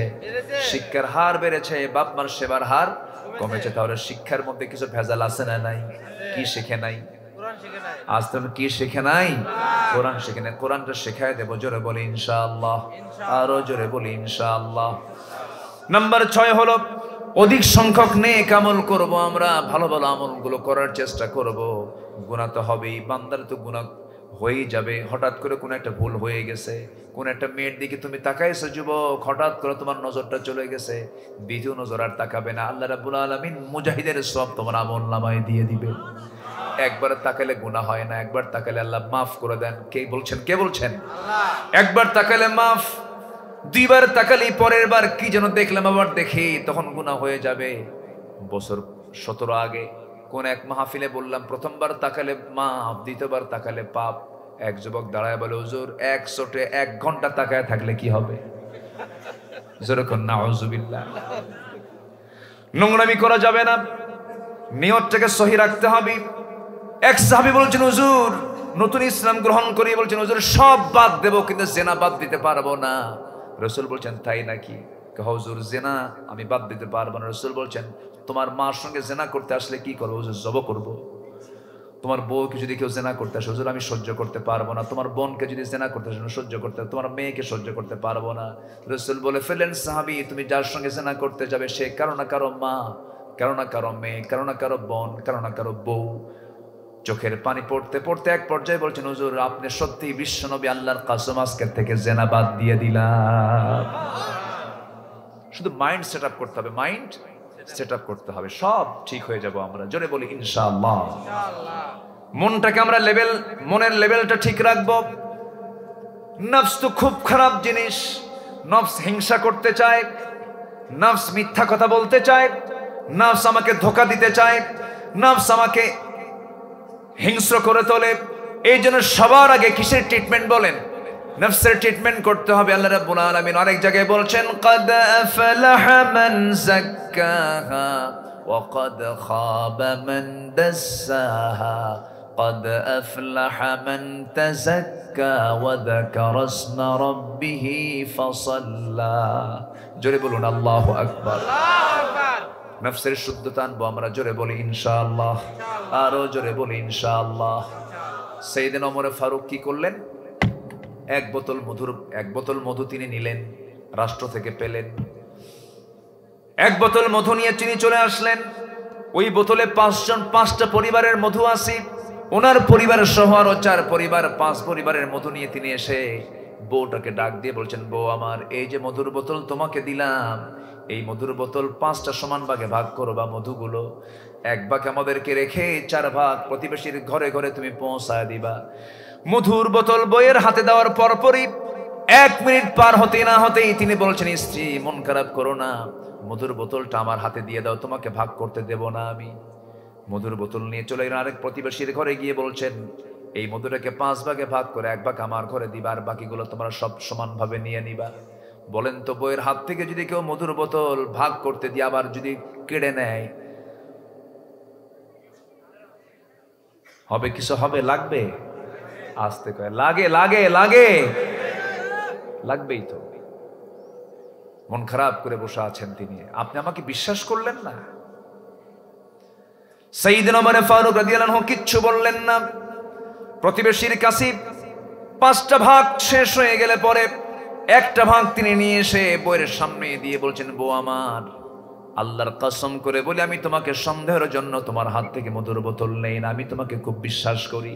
আমি রাষ্ট্র চালাই, তুমি আমার পরিবার চালাও, তুমি আমার জন্য বড় উপকার করো। আমার সন্তানদের খাওয়াও, আমার সন্তানদের রান্না বান্না করে দাও, কত সেবাগুলো করো। আমার স্ত্রী তুমি রাগ করো না, এই বোতলের মধু আমি তোমাকে ভাগ করতে দেই নাই, কারণ এই মধু যখন তুমি সমান ভাগে ভাগ করবে ঠিক আছে সমান হলো, কিন্তু মধুটা তরল জিনিস, ভাগ করতে নিয়ে কিছু মধু 2 ফোঁটা হোক 3 ফোঁটা হোক তোমার হাতের মধ্যে লেগে থাকবে, এই লেগে থাকা মধু আমাদের বেশি হয়ে যাবে, এই জন্য আমরা দায়িত্ব না পালন করে মধুবাগের দায়িত্ব আমরা অন্যজনকে দিয়ে দিলাম। যেরকম সুবহানাল্লাহ। এগুলো নেক আমল, এটাই হচ্ছে ইতিদাল, এটাই হচ্ছে নেক আমল। সুন্দর করে আমাদের জীবনটাকে পরিপাটি করব, সুন্দর করে সাজাবো আমরা ঈমান দিয়ে। জোরে বলি ইনশাআল্লাহ। 5 ওয়াক্ত নামাজ পড়বেন কারা কারা একটু হাত তুলে দেখান তো দেখি। জোরে বলি ইয়া আল্লাহ, আরো জোরে ইয়া আল্লাহ। আমাদেরকে 5 ওয়াক্ত সালাত আদায় করার তৌফিক তুমি আল্লাহ দিয়ে দাও। জোরে বলি আমিন, আরো জোরে আমিন। আল্লাহ কবুল করুন। ওমরে ফারুকের জীবন যখন চলে আসলো, আর একটা কথা বলি, ওমর কি ছিলেন, আল্লাহু আকবার বলেন। প্রচন্ড ক্ষুধার যন্ত্রণা ওমরে ফারুকের, প্রচন্ড ক্ষুধা নিয়ে আছেন। একজন উট জব করে, উটের যে গুরুত্বপূর্ণ অংশ কলিজাটা সাইয়েদনা ওমর ফারুকের জন্য নিয়ে আসা হলো। তিনি বললেন এটা আপনার জন্য আমরা নিয়ে এসেছি, বাকিগুলো জনগণ খাবে। ওমরে ফারুক বললেন ওমর শ্রেষ্ঠ জিনিস খাবে আর সাধারণ জিনিসগুলো জনগণ খাবে, ওই খাবার ওমর কখনো মুখে নেবে না। আল্লাহু আকবার বলেন। আর 18 লক্ষ কোটি টাকা দেশের ঋণ রেখে তার মধ্য থেকে 11 লক্ষ কোটি টাকা দেশ থেকে যারা পাচার করেছে তারা দেশের বন্ধু হতে পারে না।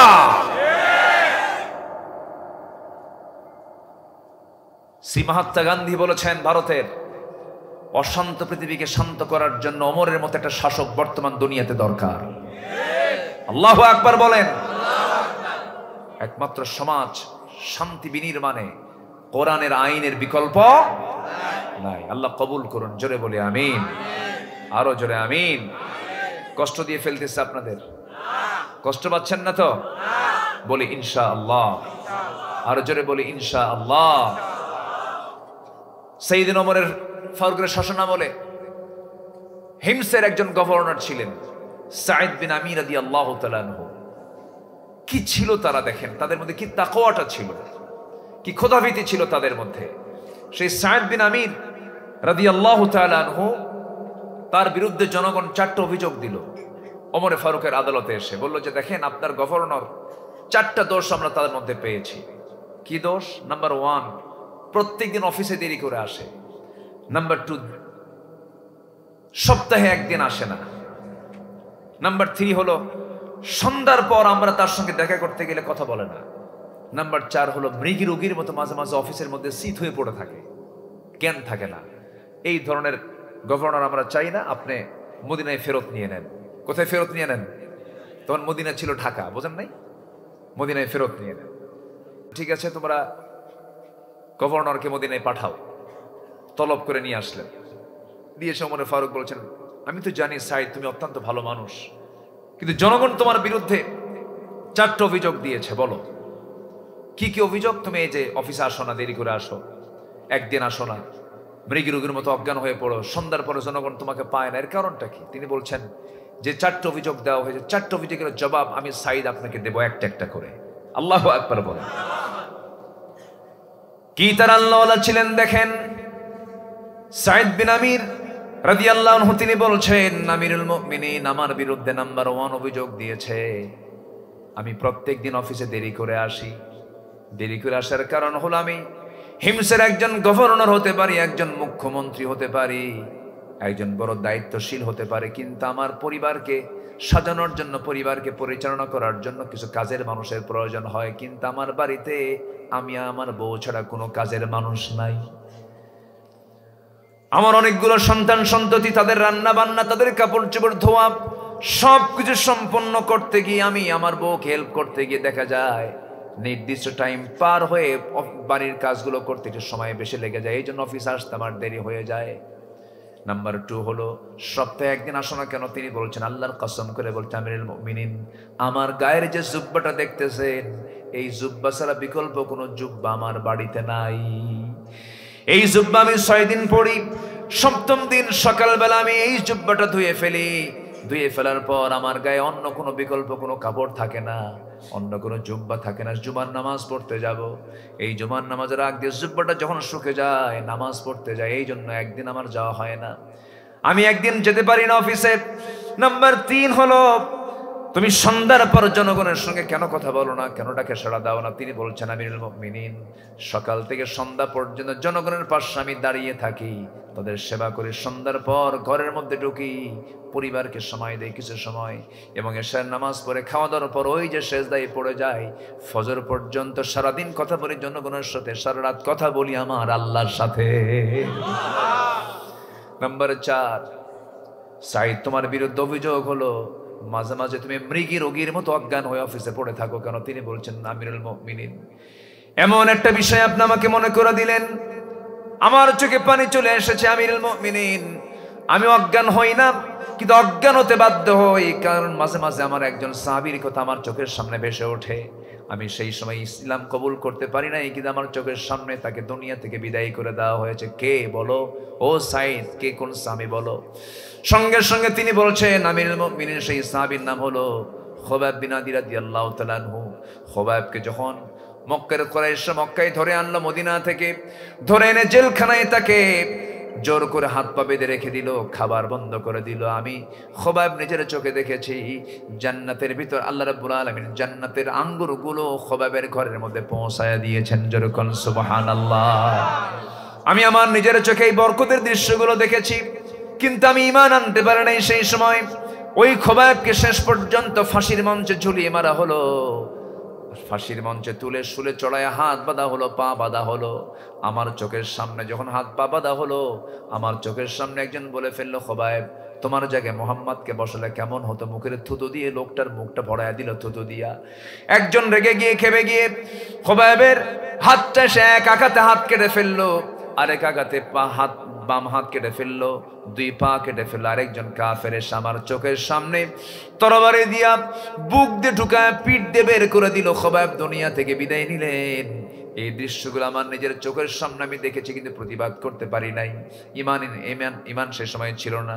যখন আমি সেই খুবাইবের শাহাদাতের দৃশ্য যখন আমার চোখের সামনে ভেসে ওঠে, আমি সেন্সলেস হয়ে জমিনে পড়ে যাই। ওমরে ফারুক কাঁদতে কাঁদতে বলছেন, সাইদ রে, বুঝতে ভুল করেছিলাম, তুমি আমার চাইতে পরেজগার শাসক, তোমাকে হিমসের গভর্নরের দায়িত্ব আমি আবার দিয়ে দিলাম। জোরে কোন সুবহানাল্লাহ। এগুলো হয়েছে কার ভয়ে? আসতে বলবেন না, কার ভয়ে? তাকওয়া অবলম্বন করার দরকার আছে না নাই? আসতে বলবেন না, আছে না নাই? আমরা তাকওয়া অবলম্বন করব, জোরে বলি ইনশাআল্লাহ। মিথ্যা কথা বলবো না, জোরে বলি ইনশাআল্লাহ। ধৈর্য ধরবো, জোরে বলি ইনশাআল্লাহ। ভরসা করব কার উপরে? ওমাইয়া তাওয়াক্কাল আলাল্লাহ ফাহুয়া হাসবুহ। নাম্বার 8 হলো আখিরাতের আবাসকে মূল লক্ষ্য হিসেবে গ্রহণ করে নেওয়া। নাম্বার 9 হলো নিজেকে পরিবারকে জাহান্নাম থেকে বাঁচানোর জন্য চেষ্টা করা। নাম্বার 10 হলো তওবা করা। নাম্বার 11 হলো আল্লাহর পথে ব্যয় করা। নাম্বার 12 হলো শিরকের অন্তর্ভুক্ত সমস্ত পাপ থেকে নিজের জীবনকে বাঁচিয়ে রাখা। নাম্বার 13 হলো আল্লাহ প্রদত্ত একমাত্র সঠিক পথ ইহদিনাস সিরাতাল মুস্তাকিমকে একমাত্র বেছে নেওয়া। নাম্বার 14 হলো আনুগত্য করতে হবে কার? আরো জোরে বলেন কার? নাম্বার 15 হলো সর্বক্ষণ আল্লাহর সামনে দাঁড়ানোর ভয়ে হৃদয়ে লালন করা, দাঁড়ানোর ভয় হৃদয়ে লালন করা। আল্লাহর সামনে কিন্তু দাঁড়াতে হবে, মুখোমুখি হতে হবে, বিচার করবেন, আমার হিসাবগুলো নেবেন।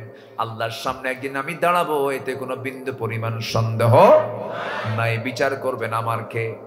আসতে বলেন, কে বিচার করবেন? আল্লাহ বলছেন, ওয়া আম্মা মান খাফা মাকামা রাব্বিহি ওয়া নাহান নাফসা আনিল হাওয়া ফাইন্নাল জান্নাতা হিয়াল মাওয়া। জোরে বলুন আল্লাহু আকবার। যার দিলের মাকামে আল্লাহর ভয়টা জাগ্রত হয়ে যাবে, তার ঠিকানা হয়ে যাবে জান্নাতে মাওয়া।